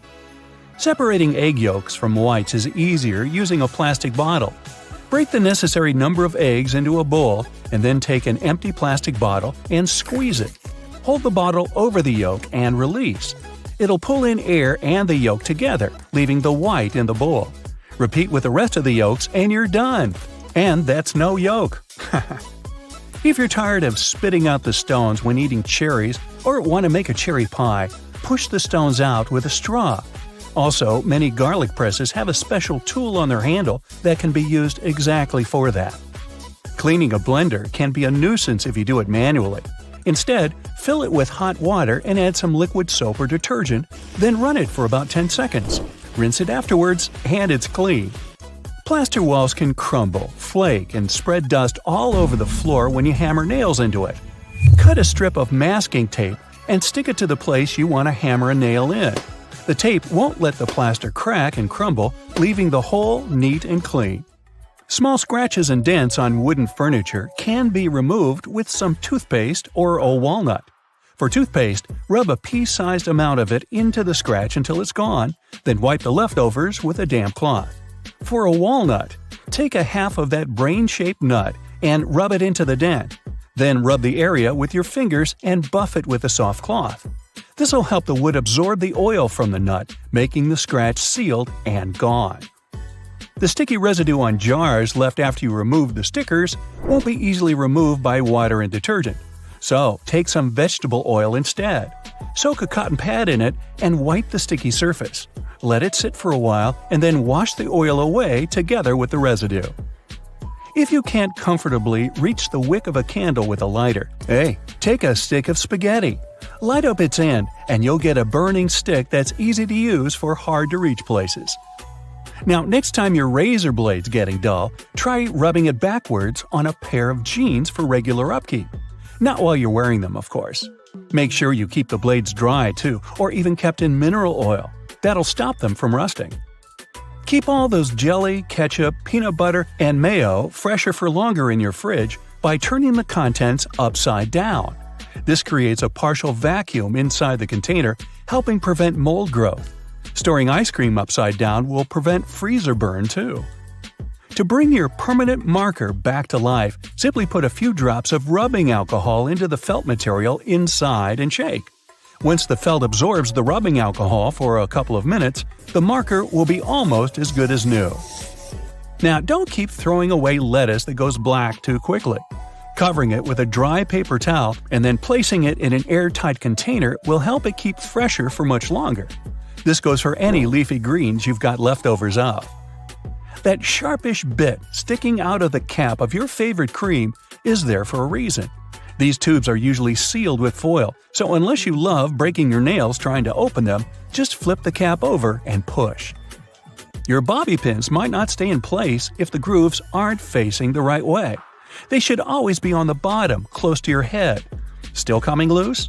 Well, put a squeeze of hairspray right onto the bobby pin before you put it in your hair. Now, your cotton rounds pack has those strings on it, so you can hang it on a handy hook in the bathroom. But there's no need to loosen and tighten it back up every time. Check out the bottom of the pack. It has a perforated line. Tear it open carefully, and you're good to go. 2 zips too much? Maybe, but they come in handy as a clever anti-theft device. Just lock them together. Now no one can open your backpack. Don't have a lock on you? You can also tie them together with some string, or even just a paper clip. Anything to slow those pickpockets down. That tiny little button on the back of a shirt collar is used to hold your tie in place. Hey, you don't want your tie trying to escape back there. Shoe manufacturers care about their customers, so most running shoes now have a special anti-blister system pre-installed. Sounds intense, but it's basically just that extra hole on top of your sneakers. Make a loop with the extra hole, inserting the lace backward. Cross your laces and put them through the loops. Now, pull the laces down to lock your foot in place. Now, run. Yeah, go ahead. Car headrests are all about comfort, and detachable headrests are all about safety. If you pull the headrest out, you'll see 2 sturdy metal bars. If you ever get locked or trapped in your car, you can use the bars to smash the window and get out. If you've got some pesky parsley stuck in your teeth, try this tip. It can be hard to get it out with loose floss. You need more tension, so just tie it in a knot. It's not an accident that soy sauce bottles have 2 spouts. The sauce is liquid and it flows out of the bottle pretty easily once you turn it over. Most Asian food lovers have spilled it at least once in a lifetime. That's why nowadays, restaurants prefer serving soy sauce in special bottles that have 2 spouts. This design allows you to control when and how much sauce will come out. Just put your finger on one spout when you pour the sauce through another. If you press your finger tightly to the spout, the sauce will stop flowing, and if you remove your finger, it'll flow again. And don't forget to ask your server, "Hey, wasabi!" Alright. A hair straightener is an excellent tool, not only for treating your natural curls, but also for fixing crumpled money or documents. You can also use a regular iron for this purpose. Just make sure you don't turn on steaming mode, otherwise there's a risk of damaging the paper. Hair bands are good not only for getting your hair done, but also to open a glass jar with canned food. Your hands might slip on the tightly closed lid, and if you don't open the can from the first attempt, your palms tend to get sweaty, making the task virtually impossible. So, put a hairband on the lid to fix your hand and make your grasp stronger. A simple rubber band will do as well. Now, it's time to take my sweaty palms and go. You're heading to a supermarket to get a few small items. The self-service checkout is way faster than waiting for people to unload their huge shopping carts. Analyzing now. But this loud voice from a machine, commanding over and over again, spoils all the appetite. Analyzing now. I have some good news for you. You can turn it off. Take a closer look at the screen. You'll probably see a volume button at the bottom. Use your finger to mute the annoying polite voice once and for all. Not all machines have this hidden option though, but it's definitely worth checking out. Usually, a sunflower oil bottle has this weird inner cap. Most people remove the entire top layer and throw it away. But there's actually a better way to use it. Turn the removed element inside down and put it into the bottleneck. It will make a great dispenser, and you'll never spill more oil than you wanted in your salad. Planning a picnic with your friends in the wild? Forget about the classic picnic basket. We got it all wrong. It's not a basket, but a bucket. Yep, it's way better to put your picnic stuff into several buckets. This will help evenly distribute the weight among all guests. And when you find a nice spot for your picnic and get all the stuff out, turn the buckets over and use them as stools. When the food is over, put the buckets into each other to save space on the way back home. Your toast is getting burnt, but you don't have any kitchen tongs at hand? Take 2 identical forks, put them together tine to tine. Stick them tightly with a rubber band, and voila, your tongs are ready. Ever wondered what this double bottom under the Nutella lid is for? There's only one way to find out. Here's a brand new Nutella jar. Let's remove the white carton circle and then peel off the foil. Surprise! There should be a little knife to cut the gold foil cover. Now you know how to get access to your favorite guilty pleasure without scratching your hands. Don't throw away the glass jar after you're done with Nutella. It can turn into a candle holder or a lantern. Wash it, paint it to your taste. Add some decorations or lettering. Glue a decorative rope around the neck of the jar. Set a candle inside the jar or put string lights inside it. No one will ever guess that it used to be a Nutella jar. It'll be our secret. Have you ever wondered why Ritz crackers have ridges? You can use them as a safe knife for cheese and similar soft products like cucumber, ham, and so on. Just roll the cracker as if it were a tiny pizza cutter and press. Now all the ingredients fit on your cracker perfectly. Enjoy your snack. Do you have one of those old baking trays that you never use but still hesitate to throw away? Good news! You can recycle it and make a gorgeous frame for a painting or a picture. There are 2 ways to do so. Degrease the surface of your tray and attach the image to the bottom. In this case, the frame will stick forward. Or you can flip the tray upside down, and the edges will hide behind. Hang this construction on a wall or put it on a shelf. And feel free to use metal paint to give your frame an appropriate color. An old cutting board can make a great frame for a mirror. Use double-sided tape to attach a matching mirror to the surface of your board. Make sure the mirror is firmly glued. And now you can hang it on a wall using the board's handle, or put it on a cabinet and lean it on a wall. Don't forget to wash and dry the cutting board before beginning this DIY. We don't want the mirror to smell fishy. Another superpower of a cutting board is keeping wires tangle-free. Wrap some string lights around an old wooden cutting board and put it in your closet. The next holiday season, you'll have it completely untangled. A hairdryer can make a great mini vacuum cleaner when you need an emergency cleaning. cut a plastic bottle and dry it. Put a layer of fabric on the fan of your hairdryer. Then place the fan in the plastic bottle bottom portion. Fix the bottle and attach it to the hairdryer using a plaster. Turn it on and you're ready to clean the mess. You can use a retro gas stove grate to hang your indoor plants. Attach it to the wall with screws or nails. Now you're ready to hang flower pots, string lights, and any other decor items. If the color of your stove grate doesn't match the interior, you can always fix this using spray paint. Chopsticks and wooden ice cream sticks can also turn into a beautiful panel that will decorate your interior. Glue the edges together to create a grid. You can also put together your name or any other word you want out of sticks. Then wrap the grid around with string lights and enjoy your decor. Don't throw away wrinkled kitchen foil. It can help to sparkle up your day. Crumple identical foil balls and glue them over a glass, a mirror frame, or even a book, and your life will immediately become more glamorous. If you need to sharpen your dull scissors, take aluminum foil and crunch it up into a ball. Sharpen the edges of the scissors right on that ball of foil. To speed up your ironing routine, place sheets of tinfoil under your ironing board and then put the cover back on. The tinfoil will reflect the heat. The iron will get hotter and will do the job much faster. If you struggle to organize all your jewelry and lose your favorite items from time to time, use a sponge to store it. Just make a few cuts and put your shiny little friends inside these cuts. They will sit firmly in the sponge and won't fall out or mix. You can also use a sponge to create an organizer for your jewelry.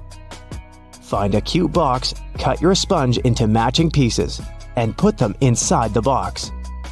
Use glue or tape to attach the sponge to the box, and enjoy your new jewelry casket. You can easily make chocolate-filled strawberries at home.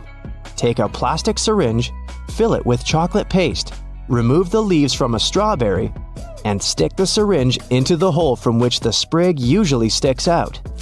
Squeeze chocolate into the berry, and it's ready. You can use the same technique when you bake eclairs, apples, or want to leave a chocolate note on a pancake to surprise your significant other in the morning. Wooden pants hangers with metal clips can be handy when it comes to hanging curtains or a backdrop for your photo shoot. If you need to hang curtains but don't have any special hooks, attach several plants hangers along the entire length of the curtains, and then hang this construction on a ledge. An old metal tea jar serves as a mini shelf for small things in your kitchen. Apply double-sided tape to the jar and stick it to the top corner of your cabinet. Have you ever stopped to think about the thrilling secrets of day-to-day modern life on planet Earth? I'm talking about tiny windows in washing machines and little holes in airplane windows. If you haven't got a clue of what I'm talking about, tag along and allow yourself to be as surprised as I was when I found out. Remember the drawer at the bottom of your oven? Maybe you've been ignoring it all along or using it to store pots and pans. Well, even though it can serve this function, that's not the only thing it's there for. The best way to use the bottom drawer is to keep your meal heated while you're waiting to serve it. Genius, right? Talking about secret doors, have you noticed that most washing machines have little flap doors at the bottom too? These doors actually serve as drain traps. It's where all the items that we put to wash together with our jeans and jackets go to. It's a type of collector, let's say, of small items. It stops them from getting into the main drain pipes and clogging them. It saves us hundreds of dollars in repairs each month. Now, who hasn't gone through the confusing task of having to measure how much pasta to cook for one serving? Well, here's the solution: the holes in the center of pasta spoons. They were actually made for measuring the exact amount of dry pasta you need for one serving.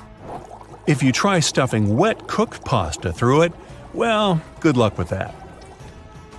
On a similar topic, have you ever wondered why pen caps have holes in them?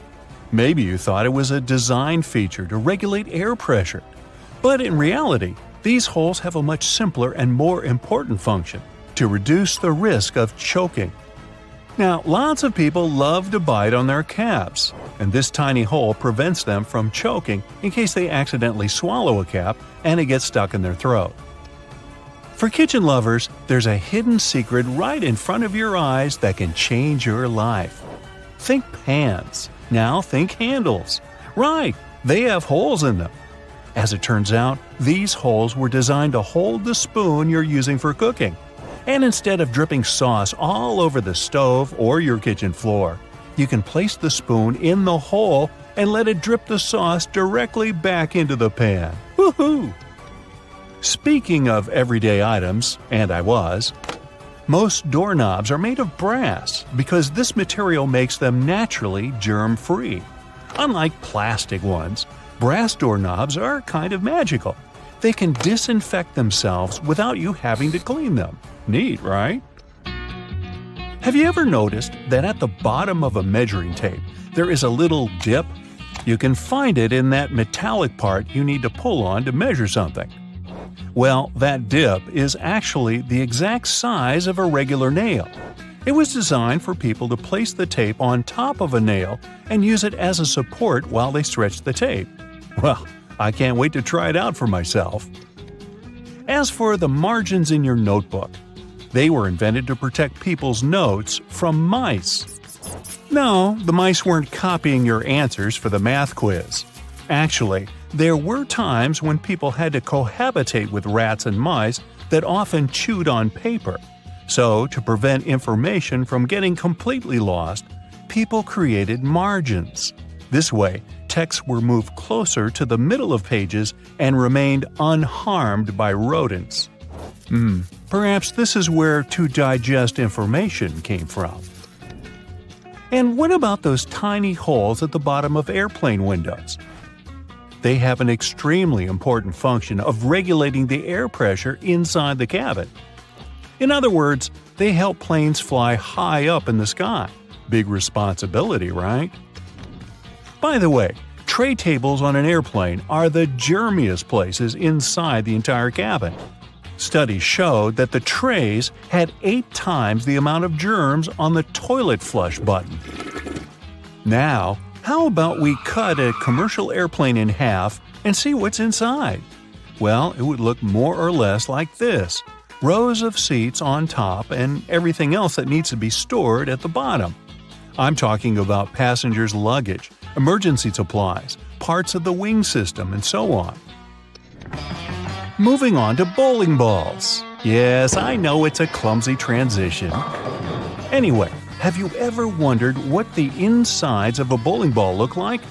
If you have cut a professional ball in two, you'll see a familiar shape. Look closely. Do you see it? Doesn't that look like the logo of Brightside? Anyway, professional bowling balls are different from the ones in your local bowling alley. That's because they're designed to make fancy moves. They actually have some really complex engineering inside. They're shaped to help skilled professionals get more strikes. The weight of professional bowling balls is designed to be projected inward as they travel down the bowling lane. This makes it harder for them to get into the gutters on the sides of the lane. Speaking of balls, let's take a look inside a baseball. To make it light and aerodynamic, producers use several different layers. Starting from the core, we have a cork center enveloped by black rubber. Then there's a layer of red rubber, followed by 2 or 3 alternating layers of wool yarn. After that, there's a visible white leather cover and that beautiful red seam on the side, stitching it all together. And what if you had X-ray vision and managed to look inside a human bone? Ooh, spooky! I'd say what calls most attention is this spiderweb-like situation at the center of the bone. In reality, it's a highly condensed and complex structure of nerves that you have inside your bones. Aren't you lucky? Now, I've got a riddle for you. What is round, can be found near the ocean, and looks like an aerial view of the Guggenheim Museum in New York City, the one that's made almost entirely of ramps? If you said a nautilus shell, hey, then you guessed right. A nautilus is a shellfish whose house you can find in countless souvenir stores near the beach. It's made up of two layers, a matte white outer layer and an iridescent white inner layer. And if you were to cut it in half, it would look very similar to the insides of the Guggenheim Museum. Aloe leaves are good for healing purposes and also for hydration. But if you managed to look inside of an aloe leaf, the image you'd see would be satisfying and very relaxing. Who hasn't dreamed of a pool filled with jelly? Now, there seems to be nothing more mundane and regular than a tube of toothpaste. But you wouldn't think so if you cut open a tube that contains several colors. Now, there have been speculations that the insides of such a toothpaste tube might be divided by barriers so that the stripes don't mix. But if you cut it in half, you'll see that it has only one interior chamber. As it happens, there's a lot of science behind the making of striped toothpaste. According to a specialist, they have to ensure that the paste in all the stripes has the same physical properties. This way, the colors are naturally prevented from mixing with one another. That's why, if you tear a tube open, you'll see something that looks like several slices of pizza in different colors. If you open your closet, you're bound to find at least a few wooden hangers. Usually, they're made of cedar wood, which is a natural moth repellent. So, cedar hangers actually protect your clothes from moth infestation. For some people, more than others, eyeliner is an everyday must. Boy, isn't it. But did you know that back in ancient Egyptian times, both men and women used kohl eyeliners to protect their eyes from the sun's glare? Way to go for the Egyptians for figuring that out. Now, if I could just learn to walk like one. Normally, we use headrests for the purpose of, well, resting our heads, right? Well, not only. As it turns out, headrests can be easily removed from the seats and used to break car windows in case of emergencies. Now, this one is a trick very few people know about. You probably place your doormat horizontally, like most of us do. But doormats serve the purpose of absorbing dirt from the soles of your shoes before you enter your home. So, for this function to work as it's meant to, the best way to place a doormat is vertically. This way, you take more steps on the top of the doormat before entering your house. And last but not least, now I don't want to be accusatory here, but you have probably been vacuuming your house the wrong way, and I can prove it. Most people just vacuum floors and carpets in one direction or move the brush back and forth several times, thinking they've got all the dust out. But according to cleaning professionals, the best way to vacuum is in rows. First, you go forward with the brush until you arrive at the end of the row. Then, you fluff the carpet up and move back down along the same row, gathering the dust that wasn't collected in the first sweep. Talk about efficient cleaning. On the other hand, my idea of house cleaning is to sweep the room with a glance. Hey, I don't want to disturb that protective layer of dust. They make plane wings smooth to let air flow easily around their surface and reduce resistance during the flight. So why did they add these convex yellow hooks? They obviously worsen the aerodynamics. Yeah, they do, but they're also necessary for your safety. Imagine a plane making an emergency landing in the open sea. Everything's going well. The aircraft is sliding on the water. Then rescue boats sail to this place to evacuate the passengers. They leave the plane through emergency exits located above the wings. Before the door opens, the escape slide inflates. Passengers need to walk on the wing and go down the slide. But the wing surface is slippery because of water. They might fall and get hurt. To prevent this, the stewards install a rescue rope. They attach one end to the door and the other to the edge of the wing, passing it through these hooks. During the evacuation, people hold on to this cable like a railing and don't fall. They can also attach rescue boats to the wing with a rope and these hooks, so the sea won't take people far away from the plane. By the way, the plane can stay on the water for 10 minutes to 60 hours, depending on the model, weather conditions, and the pilot's skills. Both the main and emergency exits have extra handles for crew members. During an evacuation, people may panic and accidentally push the flight attendants off their feet. To avoid a fall, they hold onto these handles.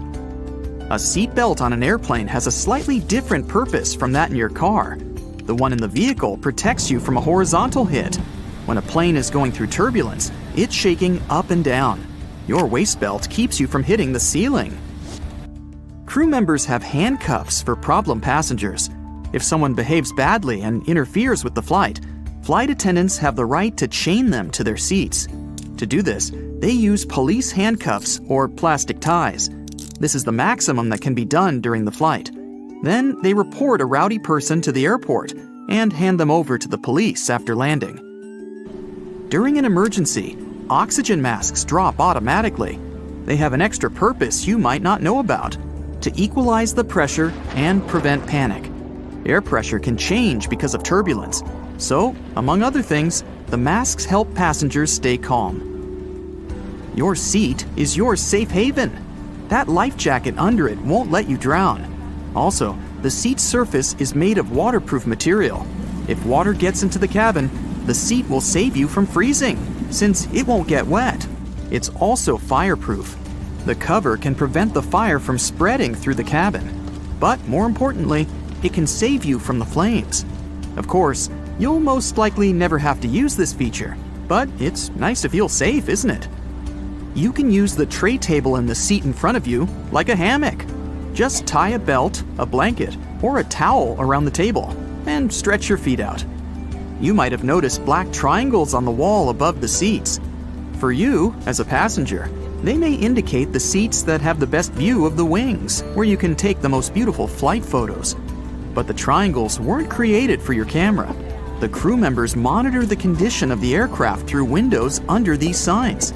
Suppose the wings freeze, the engine catches fire, or the pilot receives a signal about some problem.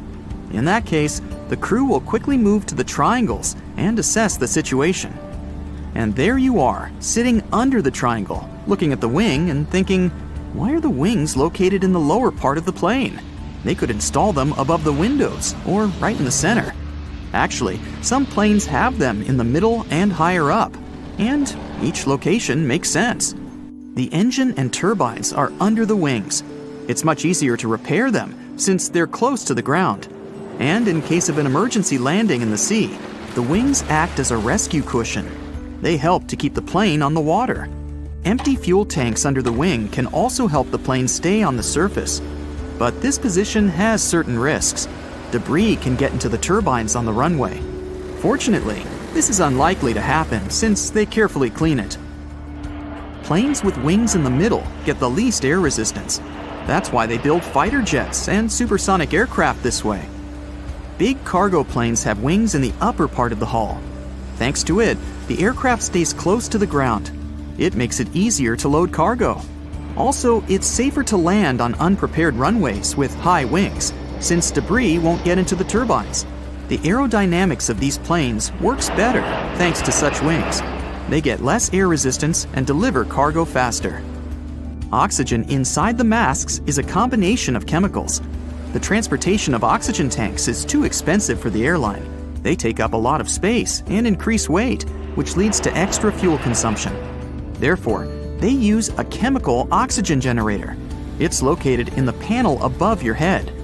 There's a small tank with barium, sodium, and potassium compounds.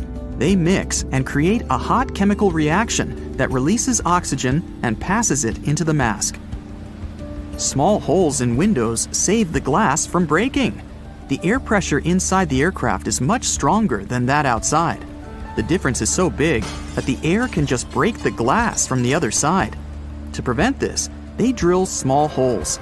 The air penetrates there and reduces the load on the window. By the way, they have a round shape for the same reason. It's ideal for an equal distribution of air. If they were square or triangular, air streams with moisture would accumulate in the corners. It would lead to destruction. Plus, all water gets dried out thanks to the hole. Windows are made of triple glass. The outer glass takes the pressure. The middle one works like a fuse. The third layer protects the second one from passengers who like to touch it. Technically, the plane could fly with one layer, but it would be dangerous. They also installed extra protection for the wheels. They experience huge loads during landing, but don't worry, they won't burst. The tires can withstand pressure 5 to 7 times bigger than they actually get. See the toilet sign on the door? There's a secret latch under it. Crew members can unlock the door from the outside, so don't expect complete privacy. Of course, it's prohibited for other passengers to do that. The cabin crew can open it in case of emergencies. When flight attendants pass through the cabin during the flight, they always touch the upper shelves above the seats. They don't check if the luggage compartments are closed.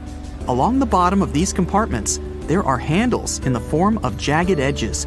Flight attendants hold on to them not to fall. It's a pretty convenient thing, especially for those who don't like touching the seats with sitting passengers on the way to the toilet. There's an important reason why they install turbines under the wings. Previously, they put them in the plane's tail to improve the aerodynamics of the flight.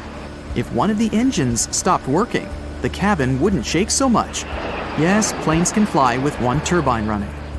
Also, the wings were thinner and streamlined thanks to turbines in the tail, which was also good for aerodynamics. But it turned out that such a location meant additional costs. The engine in the tail was inconvenient to maintain. They used to place it high, so people needed special equipment and extra time to service it. And of course, it affected the ticket price. They started to install turbines under the wings to save money and time. Have you ever noticed the flashing light in the cabin before takeoff? This happens when the pilot disconnects a plane from the airport power supply and switches to the onboard one. This rapid transition may cause flashing. There's a tricky anti-rodent disc to make sure no rat is aboard. Rats usually get on a boat via mooring chains, so this disc fits onto them, and no rodent can go on a voyage. Jewelry is often sold in small pouches. They actually have a hidden purpose. They help prevent tarnish. Most retailers assure that the ring or whatsoever was sold is safe and secure. In most supermarkets, oranges usually come in mesh bags. Well, those bags don't really have any hidden purpose, but you can turn it into a great scrubbing tool. Just tie it up and see how it works next time you have an extra greasy frying pan. You don't need to scoop the jam out of a double yogurt container section. This type of plastic is quite flexible, so you just need to fold it in half and pour the jam directly into the yogurt section. The hidden function of a cup plunger is actually that it was meant to be used for sinks. Yeah, it works for toilets too, but you can keep an extra one to unclog the sink in case you need it. An extra hole at the upper part of the sink has multiple hidden functions. First, in case someone forgets to close the tap, the water won't overflow, and the bathroom won't get flooded. Second, thanks to that hole, the water drains faster, as it gives an escape for the air, helping the water flow down. Most metallic zippers have a hidden lock inside them to save them from awkward situations, such as an undone fly. Don't leave the zipper handle in an upward position. When you pull it downwards, it automatically locks. It's all thanks to those tiny grooves hidden underneath the handle. Bath foam isn't only for fun or a nice smell. It also helps regulate the temperature. The bubbles keep the water hot, so you can enjoy a bath a bit longer. Anyway, it works for acrylic bathtubs only. Those made of metal lose heat really fast either way. Escalator brushes aren't for keeping your shoes clean and polished. It might be tough to apply wax right on that brush while the escalator's moving. It's for our safety. Brushes won't let you come close to the edge, so a long coat or boot-cut jeans won't end up in between the steps. Originally, golf balls were smooth. They have a dimpled surface now because players noticed that overused balls with damages flew better than brand new ones. At some point, manufacturers started producing balls with dimples. If you take a box of aluminum foil, you'll see tabs you can press on the side. They keep the foil straight and prevent it from rolling. It's also easier to tear off some amount of foil thanks to those tabs. Jerry cans have 3 handles for a reason. It's a smart designer move, so when you carry it alone, you use only the central handle to distribute the weight evenly. But your friend wants to help you out. Each of you grabs the side handle. 2 flat prongs you can see on standard plugs used in North and Central America make sense. But how about those holes near the tips? Thanks to them, the outlet firmly grips the plug so that it won't loosen or fall out of the socket. It's sometimes irritating when you haven't used the entire stick of deodorant. There's a little bit more left, but it's hard to reach it. Okay, the trick is easy. Unscrew the bottom, take a pencil, and force it underneath that moving platform. That way, you'll push what's left of the deodorant out. There's a number put on the side of many cosmetic products. It isn't picked randomly. It tells you how long your product will last after you've opened it. This is why it has an open jar for a graphic symbol. A lint roller is good at removing those tiny fibers, but you can also use it to clean other stuff. For example, when you want to remove the dirt from the utensil tray in your dishwasher, simply take your sticky lint roller and put it into each compartment, and all the crumbs, dirt, and leftovers are all gone.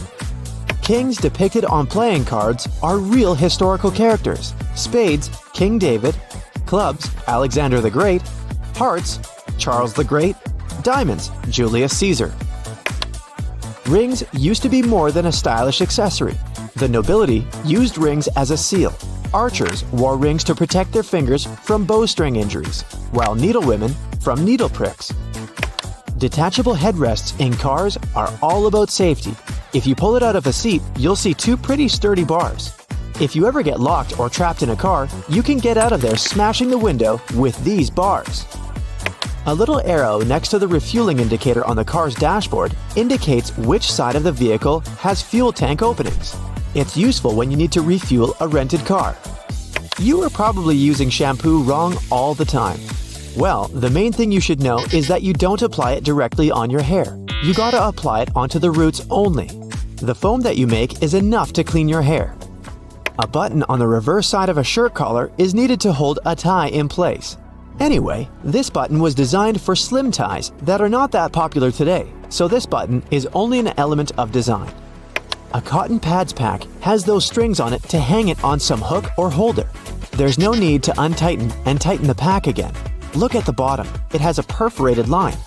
Tear along it and just pull out a cotton pad from a hanging pack.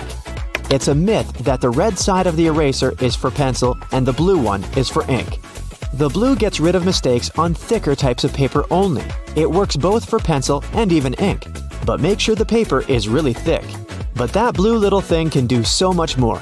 It can polish your jewelry, clean your electronics. For example, the screen of your cell phone. You know those irritating sticker residues that won't peel off? Eraser helps there too. Same as with cleaning scuffed up suede or dirt you have on your walls. There's no need to tear one of its edges on stick sachets. The right way is to tear them down the middle. You say it's not a big difference, but at least there's less mess with those torn paper bits. A small V patch at the bottom of the collar helps put on the sweater without losing any shape over time because it's made of a double layer of webbing material, just like waistbands and cuffs. To avoid spilling juice right onto your t-shirt, try pouring it from the other side of the carton. This way, it sloshes less and it's easier to control. To enjoy fresh and soft peanut butter, store it upside down. This way, the oils won't stay on the bottom all the time and distribute evenly in the jar. Yeah, you've heard before that a drawer beneath your oven is there for keeping the food warm if the guests are running late. Hey, you can also slow cook on lower temperatures in that drawer. Automatic lip liners and eye pencils sometimes have a sharpener installed in the package. The lid on the back part of the pencil doesn't only reveal the color. You can pull it out and sharpen up the product. Grocery cart loops help organize all the stuff in your cart better so you can enjoy your supermarket trip. You don't want to put your brand new fancy white jacket in a cart next to carrots and onions, huh? Fruit stickers know everything about your apple's past. A 5-digit number where the first number is 9 is a good sign. It's an organic product. A 4-digit number starting with a 3 or 4 means it was conventionally farmed. If the number starts with an 8 and there are 5 digits, it's best to leave it on the shelf. Metal buttons on jeans, also known as rivets, help make the pockets more durable when miners would fill them with heavy tools. They're still helpful today. Even if you don't store anything heavy in your pockets, rivets strengthen the seams and make your jeans last longer. All Tic Tac containers are designed to dispense one Tic Tac every time you open it. The lid has the same shape as the candy. Turn the container upside down, gently shake it, and slowly open it. You'll notice only one candy stuck between those lid grooves. So if you just open the container and shake it until 5 or even more candies fall into your mouth, it means you've been eating Tic Tacs wrong all this time. Go check your box of aluminum foil. Does it have push-in tabs on the sides? They're there to keep the roll in place as you pull some foil out. Now flip a stapler upside down. See the metal plate on the bottom? You can turn it to get temporary staples, ones whose pins are bent outward and are easier to take out. Speaking of flipping stuff, do it with a salt jar. Nah, you should have closed the lid first. Now you've got salt all over the place. Okay, now you've done it. Look at the bottom of the jar. See the ribs on it? If you take another jar, say with pepper in it, and rub the bottoms of the two jars against each other, the salt will pour out evenly without you having to shake it vigorously. Same works with pepper, too. It wasn't their original purpose, but you can use soda can tabs to hang hangers on other hangers. By the way, the hole in the tab is there to put straws through and keep them in place. Post-it notes are supposed to be peeled off from the side like you're turning the page in a book. Most of us tear them from the bottom, and that just creates a crease and makes the whole note less sticky. The hole in your spaghetti spoon helps you measure the perfect portion. It's just enough for one person. Multiply that by however many people you're serving. Or maybe you just like to pig out on pasta. Hey, I'm not judgmental. Does the audio jack in your headphones have 1, 2, or 3 stripes? 1 band means your headphones just play sound. 2 means stereo sound, and 3 mean the headphones also have a microphone. To prevent water from boiling over, just lay a wooden spoon across the rim of the pot. It only works for a little while though. If the spoon's surface gets heated up to boiling point, the bubbles will just foam up and around it. That's why metal spoons won't do. They heat up too quickly. Silica gel packets can absorb up to 50% of the humidity in a confined space, so use them around the house. Tape one to the lid of a container of dry goods, be it dog treats, breadcrumbs, cookies, you name it. Throw one in each of your dresser drawers. Just make sure they don't get accidentally eaten. Most people use bobby pins upside down. The zigzag part goes closer to your scalp. The texture keeps the hair and pin in place much better. Bubble wrap was originally created as wallpaper that would be easy to clean, but the decor idea didn't take off, so they found a new use for it. Now they help cushion items during shipping, and they pop so nicely, of course. Hey, just ask my dog. All crackers and some cookies have holes to make sure the final product has the right texture. These teeny tiny holes allow steam to escape, so your crackers and cookies wouldn't snap. If it weren't for these holes, also known as dockers, steam would build up inside the treat, and the final result might have been scrumptious, but it would have been rather oddly shaped. The scalloped edges on Ritz crackers are there so you can roll the cracker over your cheese so that you get the perfect sized piece to sit on top. It works for softish cheese only. Don't try to cut some Parmesan like this. Cheesily speaking, you probably grate your cheese with a cutting board or a plate underneath the box grating. Try a more convenient method. Flip the box grater and lie it on the side. This way you get the finest shreds of cheese and it's mess-free. PVA glue doesn't stick inside the bottle because it contains long molecules, such as polymers and water. Once you squeeze the glue out, the water trapped inside evaporates, leaving only sticky polymers. Superglue doesn't stick inside the bottle because of the special chemical that hardens when it hits water vapor. So the glue doesn't stick because the container keeps water out. The bread goes stale just because it loses moisture. When you add water to the flour, it changes texture, and the starch molecules get pretty disorganized. Hey, I can relate. That's why bread is soft and fluffy when it's freshly made. But the more it cools down, the more water it loses. Starch molecules get their original crystallized state back. Also, recrystallization happens way faster in the fridge. The sole of your sneakers, and even the tires of your car, are just one huge molecule. It's because when rubber is vulcanized, all the molecules become connected through the sulfur, so they turn into one, but a really large molecule. Your jeans are blue on the outside and white on the inside because of a smart way to weave the fabric. The warp thread is dyed, while the weft thread has no color, it's just white. This way manufacturers reduce the amount of dye needed for each piece of clothing. By the way, most jeans are blue because they were originally dyed with indigo dye with a rich blue tint. This dye was picked for the way it interacted with cotton.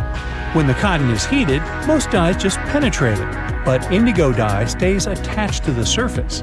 As a result, each time people wash their jeans, the dye molecules escape the fabric, leaving a unique pattern on each garment. Today, manufacturers use synthetic indigo dye. Bananas have thick skin to keep insects away. However, it gets thinner as the fruit ripens. Once the banana is ripe, it starts getting water from its skin. Birds and animals can also tear the thin skin easily. Hey, smart move, Mother Nature. The public toilets tend to be U-shaped for hygienic reasons. This way, anyone who wants to use it is less likely to get in contact with ceramic, normally swarming with germs. The bottled water has an expiration date.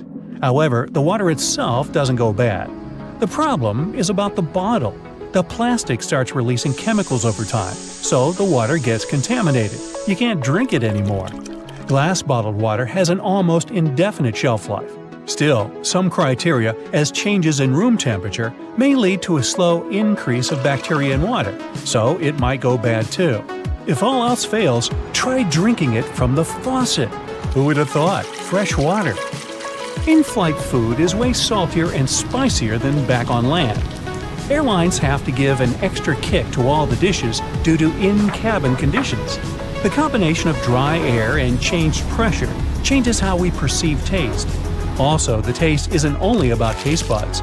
It's about 80% smell. But as odor receptors don't work the way they should because of dry cabin air, well, without some extra seasoning, the food would have been almost completely tasteless. And yes, I've been known to be completely tasteless myself. Veins appear blue because they're under our skin, and skin scatters more blue light than red. Also, the skin around the veins looks even redder than the veins, enhancing the contrast, and the veins appear even bluer.